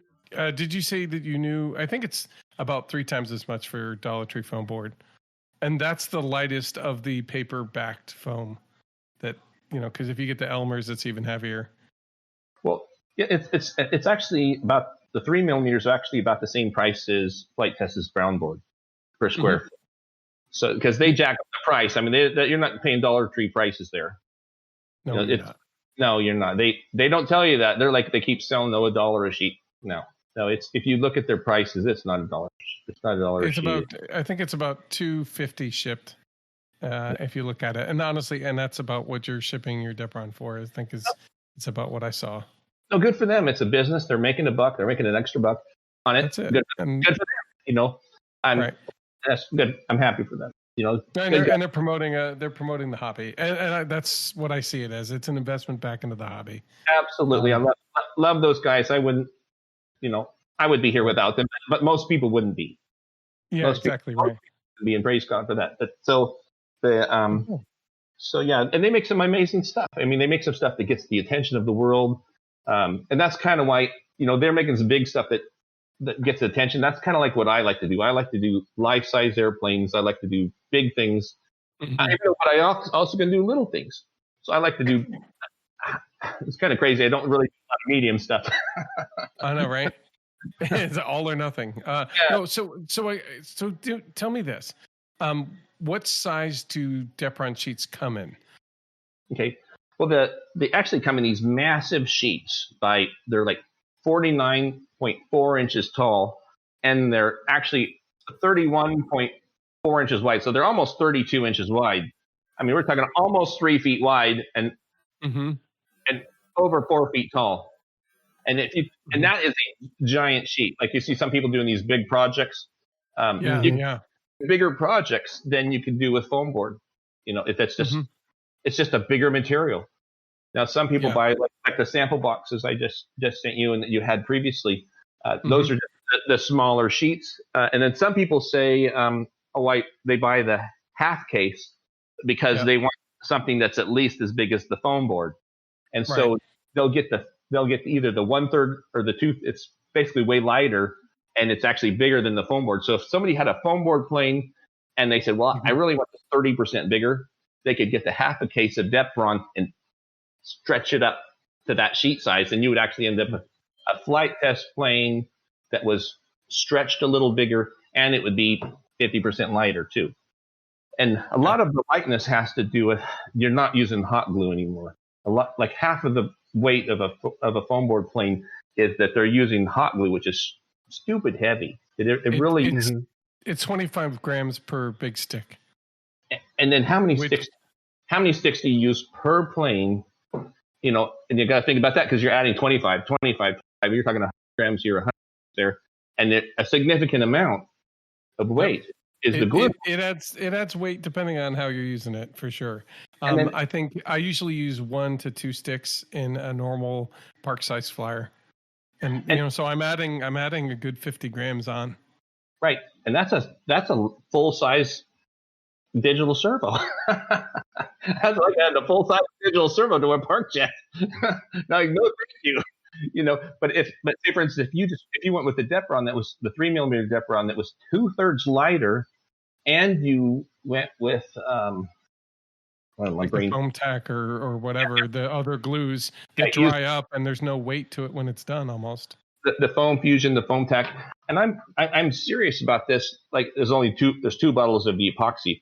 You could actually build a park jet way lighter with epoxy than you could with hot glue. And they know it, but they're not going to tell you that.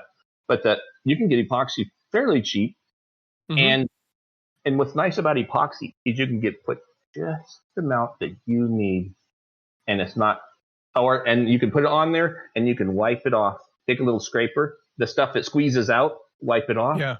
You could build just this. You could build almost as light with super glue, with 5mm epoxies. You could build with the foam tack or the Depron pour or whatever, because it's just what the glue between the two materials.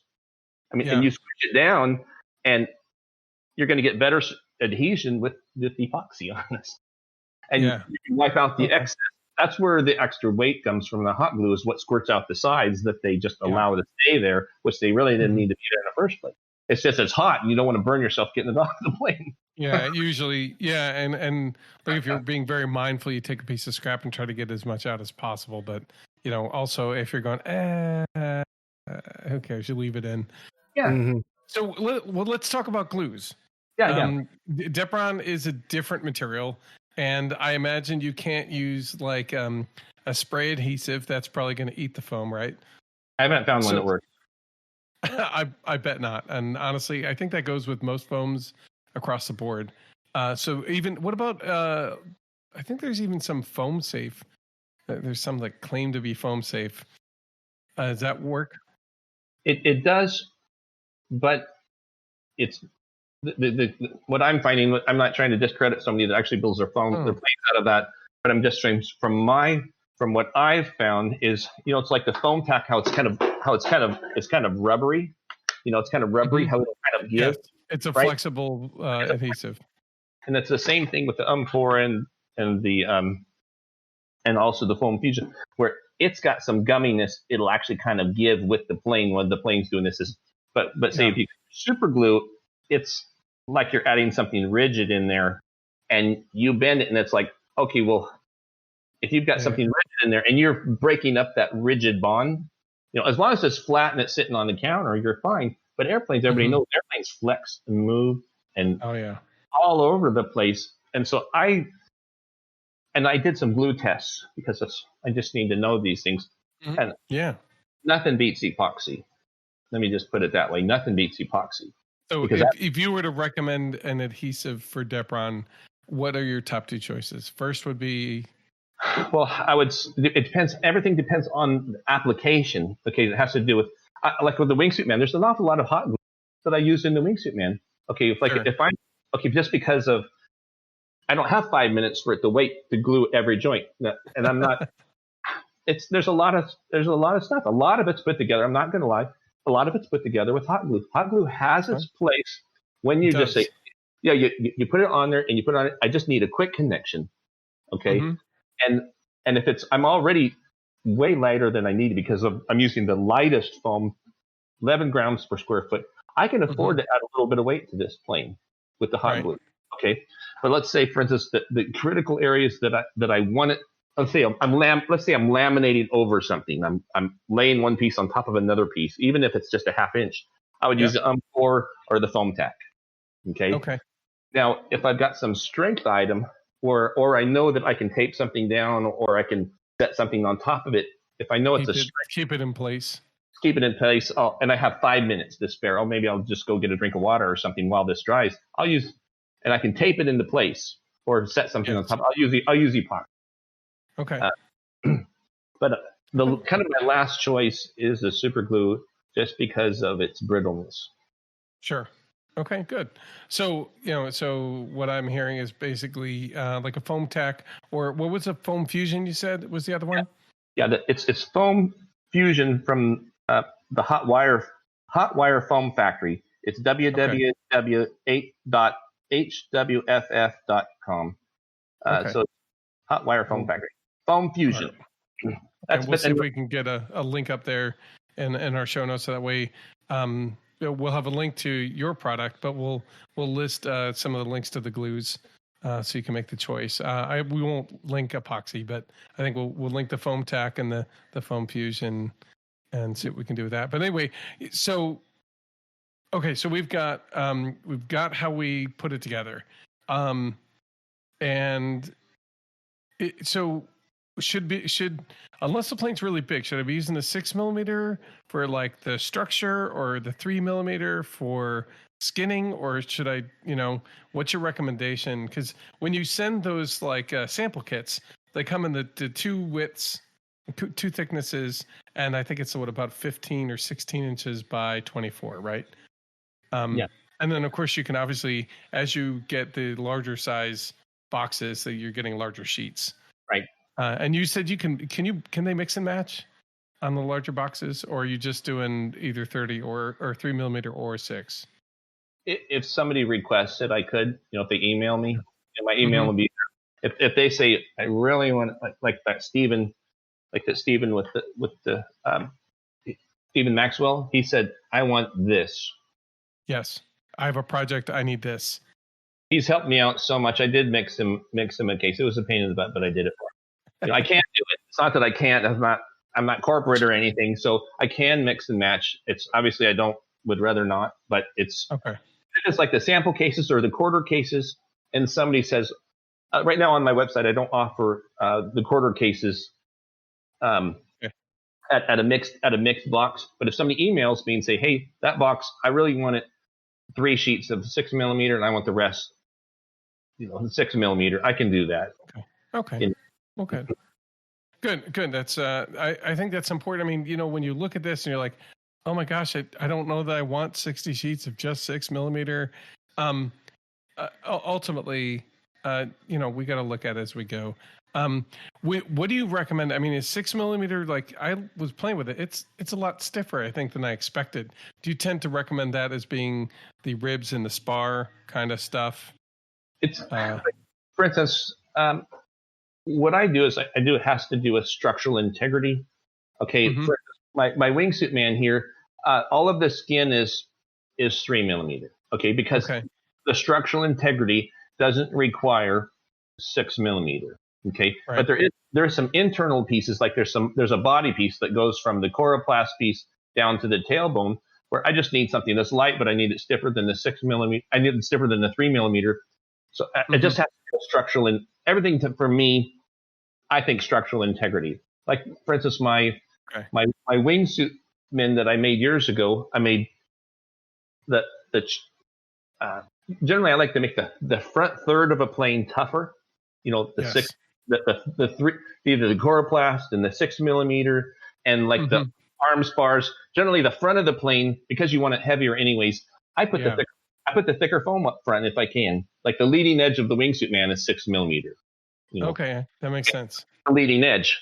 Now, but the rest of the exterior, and also the control surfaces. The control surfaces are 6mm.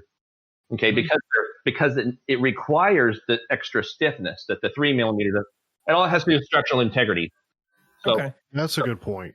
Basically, control surfaces 6mm, non-functional surfaces like the side of a fuselage, you don't need 6mm.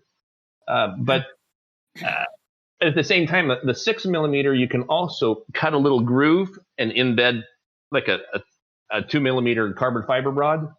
So I really like where you can like cut a little V in it, and then epoxy in a carbon fiber rod and that's going to be golden. I mean, as far as tough. And like for instance, if somebody's doing a park jet, like an RC Powers jet, it's designed for a 6mm. The thing's flying at near 80 miles an hour.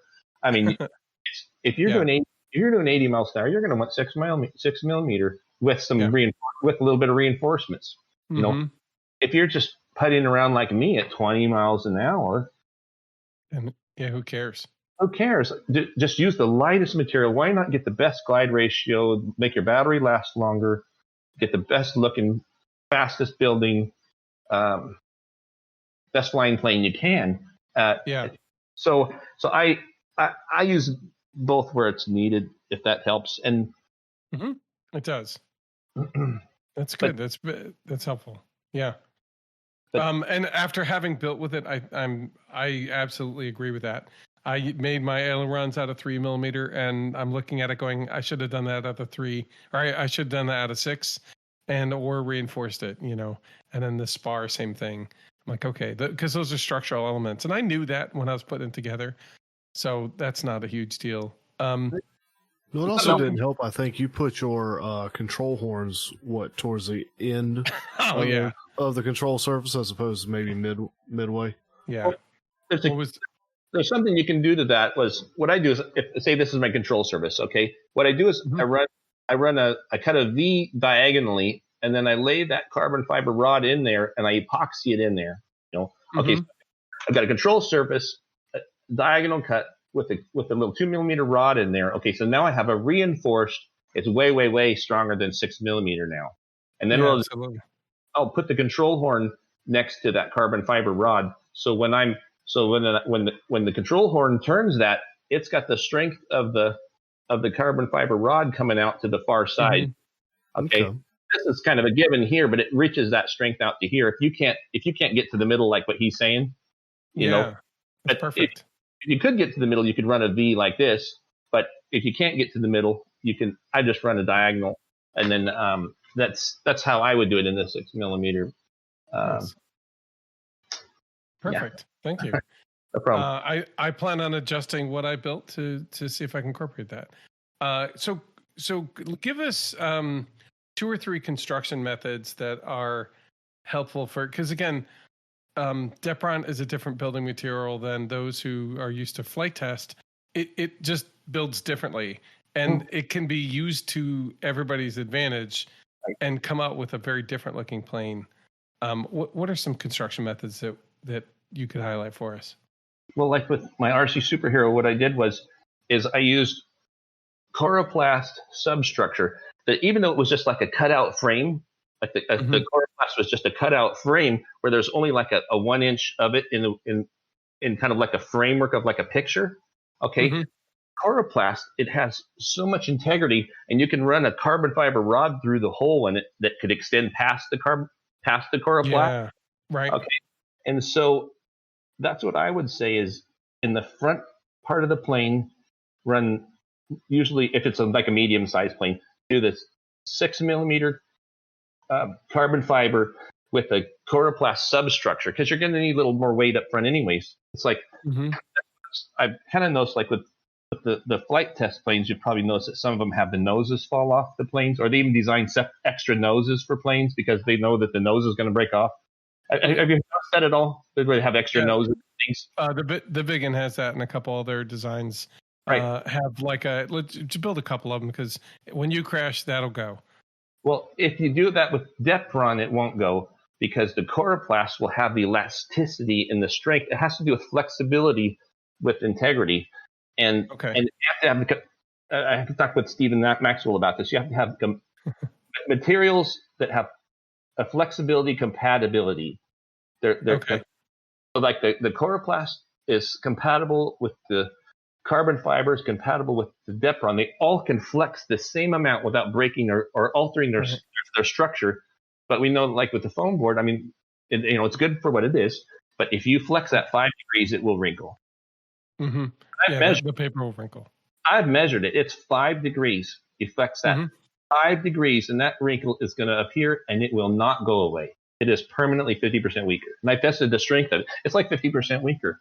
And so let's say you've got an airplane. Everybody knows that airplanes are flexible structures. They are not rigid structures. They're flexible. They're maying in the wind and taking the landings and the launch stresses. Being an airplane is a stressful situation. You get 50 mile an hour gust of wind, and then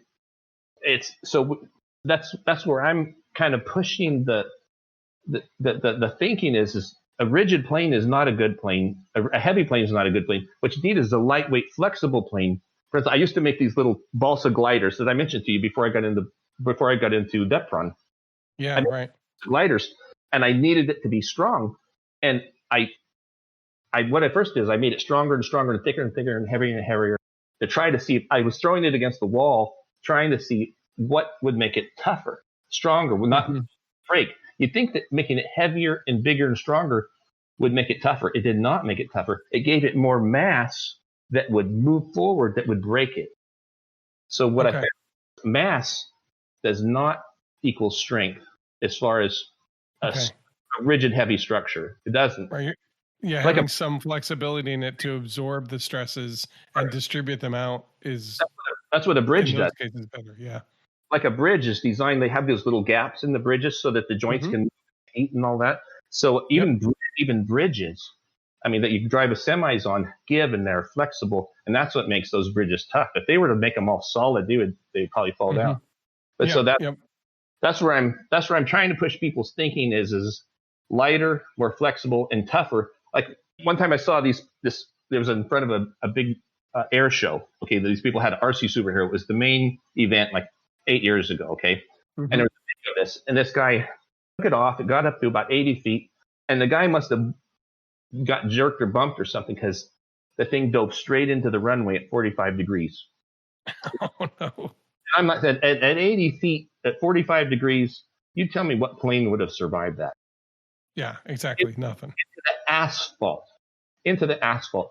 And I'm telling you that RC Superhero with the coroplast substructure and the carbon fiber reinforcements, it bounced. It actually, you can see the whole plane just flips like, and it just literally bounced off the runway and bounced into the air and flew the full routine. And then, holy cow! I'm not kidding. And so then after the routine, the thing landed. And usually when a plane lands, you see like one or two guys go up to it. There was like 6 guys surrounded that plane. Like, what is holding this together? Right. How was it you did that maneuver and managed to still fly it? Yeah. I know I'd be out there going, "What did you do?" It run me so crazy hard, and that's what it was. Is I stumbled upon this perfect material called coroplast, which makes Depron's. It's like Depron's perfect marriage, and then you add a lot of fiber. And I'm telling you, you could make just about any plane, and you could probably slam that thing from your chest high, slam it into the ground, and if you've built it right, it'll take it. Hey Joe, guess what I'm building next? Yeah. I've got a bunch of chloroplast. I think Joe, did I bring some over to you?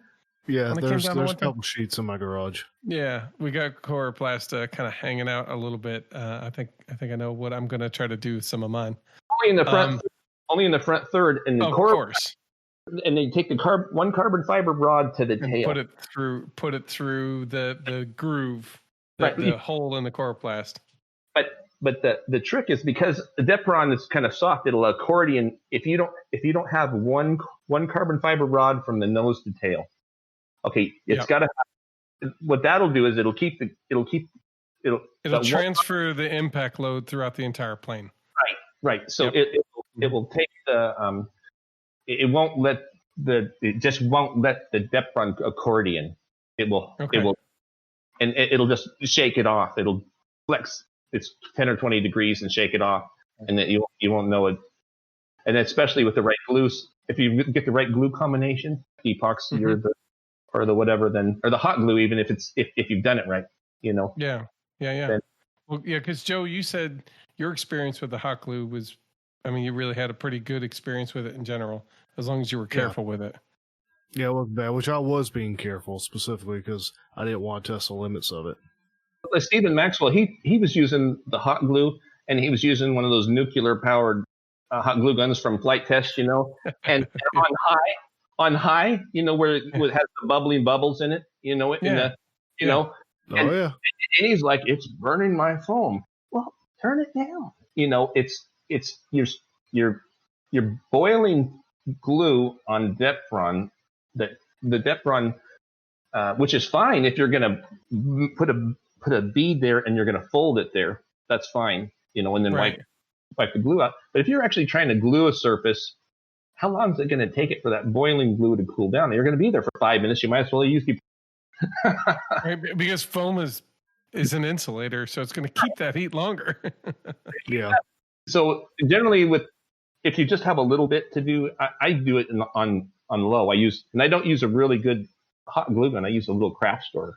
I use a craft store, like the little mini ones, right? Oh yeah, well, not kind of the medium sized one, but yeah, on low.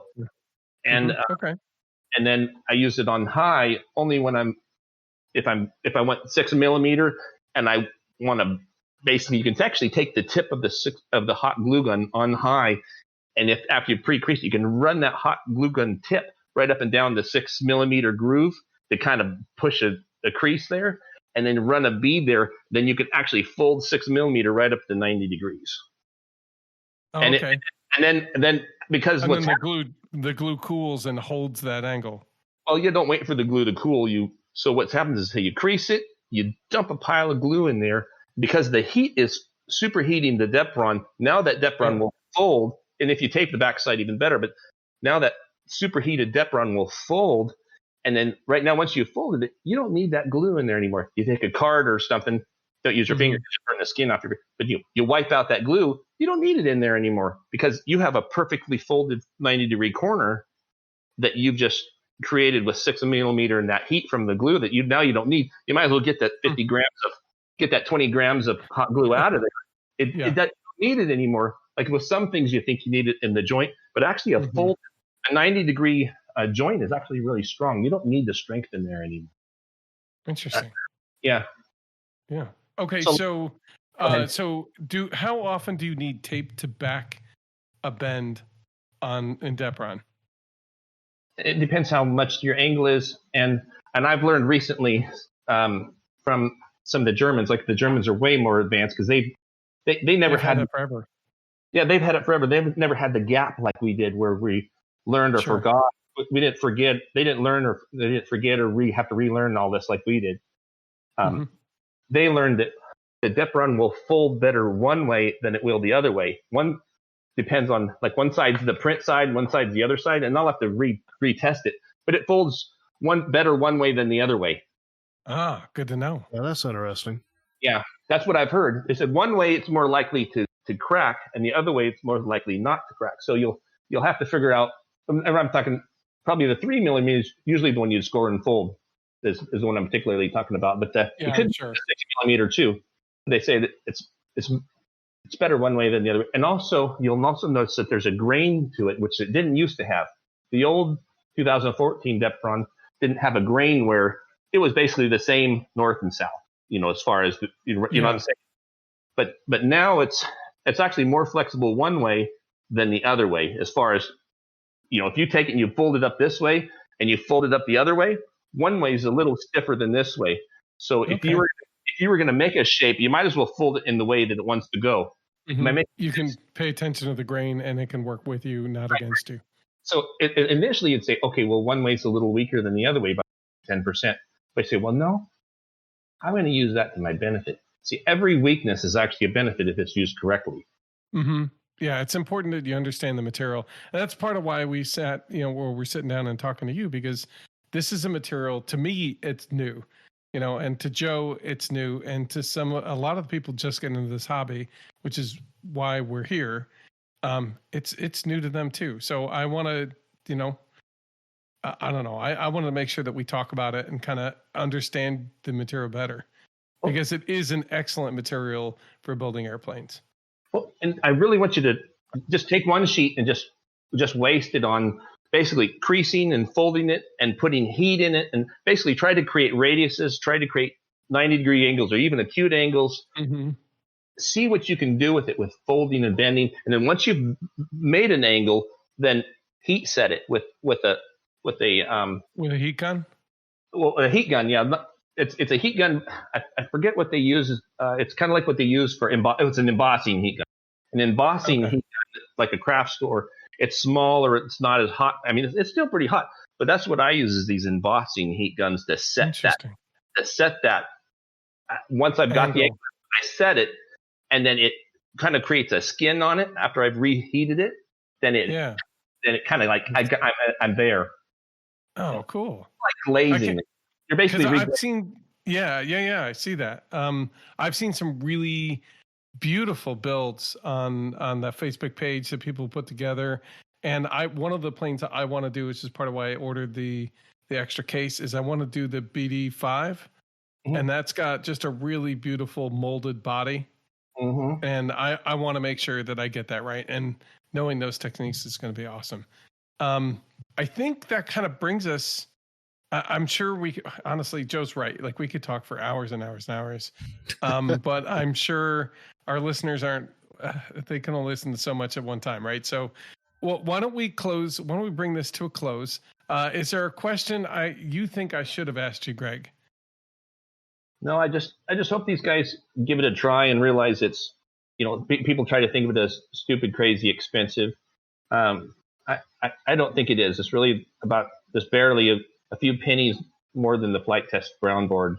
So it's like, mm-hmm. There are more thousands of people willing to buy the brown board. Why would they, and if somebody has a real problem with the price, but they want to check it, then email me, say, Greg, I want to try this, but I don't want to spend $30 doing it. I'll figure it out for you, Honestly, your little sample packages really I think they come at a really good price. I think the ship price was somewhere around $50 to anywhere in the US. So, I mean, it gives you enough to build a couple projects and have a good time with it. So I'm looking forward to it. $9.95. So it's under $40. Mm-hmm. Okay. Yeah. I mean, I'm saying with the shipping cost and all that stuff. And it's free shipping. Oh, okay. Yeah, that's right. Okay. Yeah. Then it was under $40. So even better. Look at that. Even better. Okay. So, why don't we close it out? Greg, why don't you tell us where they can come and see the product and see if they can purchase it from you? Well, rcdepron.com. And then there's some RC Depron Modelers Facebook site that's got a lot of neat stuff. We'll link those. There's over 1,200 people just joined that, and they're all showing their ideas and sharing them. And if you got some ideas that we haven't mentioned here, then share them on the RC Depron Modelers Facebook site. And love to have you there too. And that's not, I'm not running, Stephen Maxwell's running it. I've really got very little to do with it. He's just a guy that loves it. Yeah, he sure does, and he's doing a bang up job. I thought you'd hired him. He was doing such a great job. I just help the guy out with he's really needy to learn. He wants to learn, and he's excited about the hobby, and he's not just limiting himself to the material that someone tells him that they should use. He wants to find out what's the best there's available, and he found that, and if it's just for a couple of bucks more, or even if it's the same price or whatever. I mean, if that's what I would say is don't. If like, for instance, the quarter case, okay, of Depron, there's 40 sheets in the quarter case of Depron. That is a lot of Depron, and it's a lot of Depron. A lot of Depron for just a few bucks more on the ship. You find you paid the shipping on it. Congratulations, but did you get 40 sheets, just like the case? And that's going to go a long, long way. You might not have to buy foam for a few years. I don't know. What you're doing with it. I mean, if you're obviously making kits with it, then we'll get you fixed up. Yeah, exactly. It's excellent. I really, I think Joe and I had a good time building these, putting these projects together and really kind of experimenting with Depron. Just know it's out there. Don't discount it. It's a pretty interesting product that I think is a good extension in whatever journey you're taking in aviation. Why don't we go through our Workbench really quick, and then we'll finish closing it out. I want to mention that we're going to have resource links at the show notes. We're going to make sure to link the website, the Facebook sites that Greg mentioned. We're going to put a project link to the flying wing that we built. And then there'll be a contact to reach out to Greg himself if you'd like. Joe, what's on your Workbench? Very much similar to the last time. I want to finish up this Depron wing and get it in the air and see how it does. Hopefully I'll have a little better luck than you did. I'm sure you will. Probably not. Let's see. And then I want to finish up my Corsair, so I've said I'm going to give that rudder segment a little bit more attention, and pull the music wire out, put the landscaping wire in, and if it doesn't fix it, then I'm just going to have to lock that rudder in place and send it. And then I'll be busting out the 7 kit, the HRC 7, and finally getting that built and skinned up and everything. Excellent. Greg, what about you? You got anything you're working on? Anything that you can share that you'll be doing in the next? What's on your Workbench? Well, I have a 9-foot long SR-71 that's like a linear wing from nose to tail. It's like the rib, rib, the spars actually go from nose to tail, and the ribs are sideways. And so it's a large SR-71. It's the next. Oh, cool. Yeah, that looks like it'll be awesome. Is it going to be EDF, or is it going to be like somehow turbine powered or something? Well, I did the same plane on Doorskin plywood before the Depron was out. I actually flew this like over 10 years ago. It was gas powered, like with Super Tiger 51s on the nose cones. Oh yeah, those things are massive. Yeah, the thrust would blow over the rudders and elevators, because there's 4 elevators, and cool is that with all that thrust blowing over the elevators and control surfaces, and the plane's so long you can broomstick it. Like you're holding. For the broom, you can hover, and that's our 71. Awesome. Well, cool. I'm looking forward to seeing posts that you make about that project as you go. I'm very curious to see how it turns out. There's a lot of people who are very excited about the SR-71 in any way, shape, or form they can make it and fly it. So very cool. Very cool. Mono large version. So it's going to be big and portable, and you got a pickup truck you can transport it. You better tie it down. It might take off, right? There you go. Cool. All right. I'm going to be building the Junker J1000. I'll call it flying wing, but it's not much of a. It's got all the control surfaces, so it's the early versions of flying wings. I'm going to be putting together the HRC Wasp and the T6 Texan. It's kind of been following with our training trainer plane episodes. The T6 Texan was one of the premier World War II trainers for pilots entering into the war. So I'll be putting that together. It just happened to be on my workbench anyway, but it segues great into what we're working on here. I want to reach out and thank Greg once again for coming on and talking to us about Depron and what it offers to all of us here in the hobby. Yes. So thank you. Thank you, Greg. You're welcome anytime. All right. Well, good. Joe, you want to close this out? Yeah, well, everybody, thank you for tuning in and listening. As always, we appreciate you. We've certainly enjoyed the conversation that we had with Greg. If you want to reach out and talk to us, feel free to email us. You can reach us at Matthew@aviationrcnoob.com or Joe@aviationrcnoob.com. Feel free to swing by the Facebook page, follow there, so you can see any upcoming build nights that will hopefully be getting scheduled soon. Also, if you've not joined the Discord server, feel free to find the link in the show notes below. We've got a pretty good community that enjoy hanging out and talking and sharing what they're working on, so feel free to pop in and share what you're working on. All right. And Matthew, if there's nothing else. Nope, I think that covers it all. Thank you so much. All right, well, we're going to get out of here, guys. Until next time, thank you. Thank you. Hi, Greg. I know.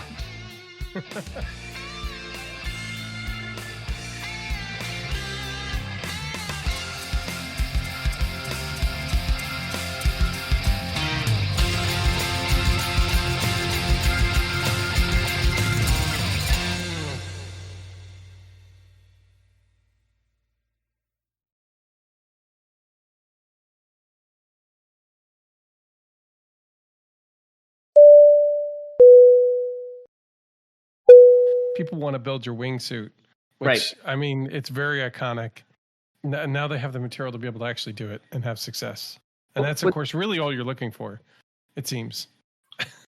Well, and it's starting up some companies too, like Buzzard Models they're actually making Depron planes, and then Frank Burke's making some rockets out of Depron, and even a flying car company that's using my Depron. I'm serious, in California. I just built a flying car, actually. The Taylor, the Taylor Aero car. Oh. The 1959, I think, Aero car that looks kind of like a Beetle almost. Like this little June bug thing with a wing and a thing. Anyway, so that's awesome, actually. That's pretty cool. There was this stuff called, it's going to be maybe reversed for you, but it's going to say Foam Fusion. No, it's actually correct. Yeah, go ahead. Yeah, Hotwire Foam Factory. www.hwff.com, hotwirefoamfactory.com. And so this stuff, you get a much bigger bottle, obviously, than the these. foam tack is tiny. Yeah. Yeah, so you get these. And somebody was saying, so this stuff, what's interesting about this is, like the foam tack, you put it down and you've got just maybe a minute or so, and then, and then you're, right? There's a longer tacky time with this. Let's say if you're doing a bigger project, let's say, man, I've got 3 square feet of surface I've got to tack up here, and I need more time. This has more time. Oh, I can't wait. Yeah, I'm looking forward to you. That's perfect. That's great. I can't wait for you to share that with me, honestly, with everybody here, because that's good to know. Because I'll tell you what, I wasn't sure how foam tack would work, like, at all, and I was surprised that it stuck quicker than I thought it would. Like I was able to leave it go in maybe 5 minutes of making sure it was in the same spot. So it doesn't cure as quick, but if you're working on your model the day before, I don't know if I do this the same day I'm flying it. No. If you're doing it the day before, you'd be fine, and you've got more time. And then there's something else I learned was, like, here I've got 2 foam tack. I've got 2 foam tack ones. One's a metal, and this is plastic. Someone was saying that these plastic ones, they will dry up. You open it, you use it, and 6 months later, this will like turn to hard or something. It'll okay, let's do that. it won't be usable after a while. Okay. Because of its container, whatever its key component is, it will bleed through the bottle. Okay, and you'll lose, but that's why they went to this. Some of them went to this. This is the same product, but they have a metal tube, and that way it doesn't bleed its key component, and it won't go bad as quick. Okay. So these are available online too, and then I also like the UHU pour. That's what I was going to ask you about, because I bought some of that too. It's identical to this. It's a different company. It's kind of like company, same product. To me, it's identical. It's identical to whichever one you can get cheaper. And I would say the metal tube over the plastic bottle. Over the plastic. Okay. If you have a choice, and then for more time, the foam fusion, and then I just grabbed one of the two epoxies, but I had one builder that did the RC Superheroes for me, and he flew them internationally, like in Turkey and Kuwait, and it's crazy all the places he went with my RC Superheroes. I'm not kidding. He was a Jew flying them in these Muslim countries. It was insane, but he did it, and he built them all with epoxy, and they looked better than anything I've ever built. Because with epoxy, what you can do is you can mix up just the right amount. You can put it just where you want it, and you can put them together. And in 5 minutes, it's there, Yeah. Which isn't a whole lot different than this. In 5 minutes, you're like, well, I'm still kind of I'm still testing my tack here after 5 minutes. But with 5 minutes, you're here with the epoxy. I wish I had two of them here. Yeah, it's solid. The red one. Yeah. And with it's just epoxy is, I hate to say it's really a preferred way if you don't need it now. This if you can just hold it for like 5 minutes. Epoxy is incredible as far as, especially with the high strength items, like say on the motor mount, on any high strength. Yeah. Then I don't know how much you want me to go into this, but and then with the carbon fiber, a lot of times if I can get two of them together, I'll wrap them with like some canvas thread and super glue. Yep. So a lot of that, and then I use a lot of coroplast. Like you guys were talking about the spars, where you didn't know if the Depron was strong enough for it to be the spar or whatever. Yep. What I would do is the coroplast. It's the realtor sign material. Yep. You just cut a little, and it has the holes in it, and if you just cut a little piece of coroplast, it's like 10 times stronger than foam board or the Depron or whatever. But it has a compatible. What I find more as I build the planes is you need a compatible flexibility. Where the coroplast has a compatible flexibility, and where say the foam board, you bend it 5 degrees and you've got a wrinkle. Yep, and now you have a weak point. And you have a weak point, but the Depron, you can bend that 5-10 degrees, no wrinkle. Coroplast 5-10 degrees, no wrinkle, no problem. And then you add a little bit of, even if it's just 2 millimeters, 3 millimeters, you had a like a 3 millimeter carbon fiber rod doesn't weigh. I mean, you hardly will know it's in your hand. Right. So one of those on the top and one of those on the bottom, and a little coroplast, and I mean you can crash that. It's not moving. You can crash it, like my wingsuit when they cartwheeled that in. I mean, it wasn't a little cartwheel. It was like 10 feet up and cartwheel in on his head, and just about 20 minutes and he was repaired. Nice. Once you've got a substructure that is based off of coroplast and carbon fiber. Then the few cracks that you get in the body, as long as you can glue that back. It's like a car, right? It's like a car frame. As long as your car frame doesn't bend, you can just replace the fender or whatever, right? It's when you bend the frame that you've got a problem. But that's what the coroplast is you've got a flexible. Imagine if your car had a flexible frame. Well, I guess it does. It's steel, but you've got a flexible frame that's incredibly tough. And the coroplast, what the trick is, you don't use too much of it. You just use the right amount and just where you need it for strength. And the few grams extra, that little strip, you won't even know it. And then the Depron makes up for it with all the lightness. A little bit, 5 minute run on it. No, that's perfect.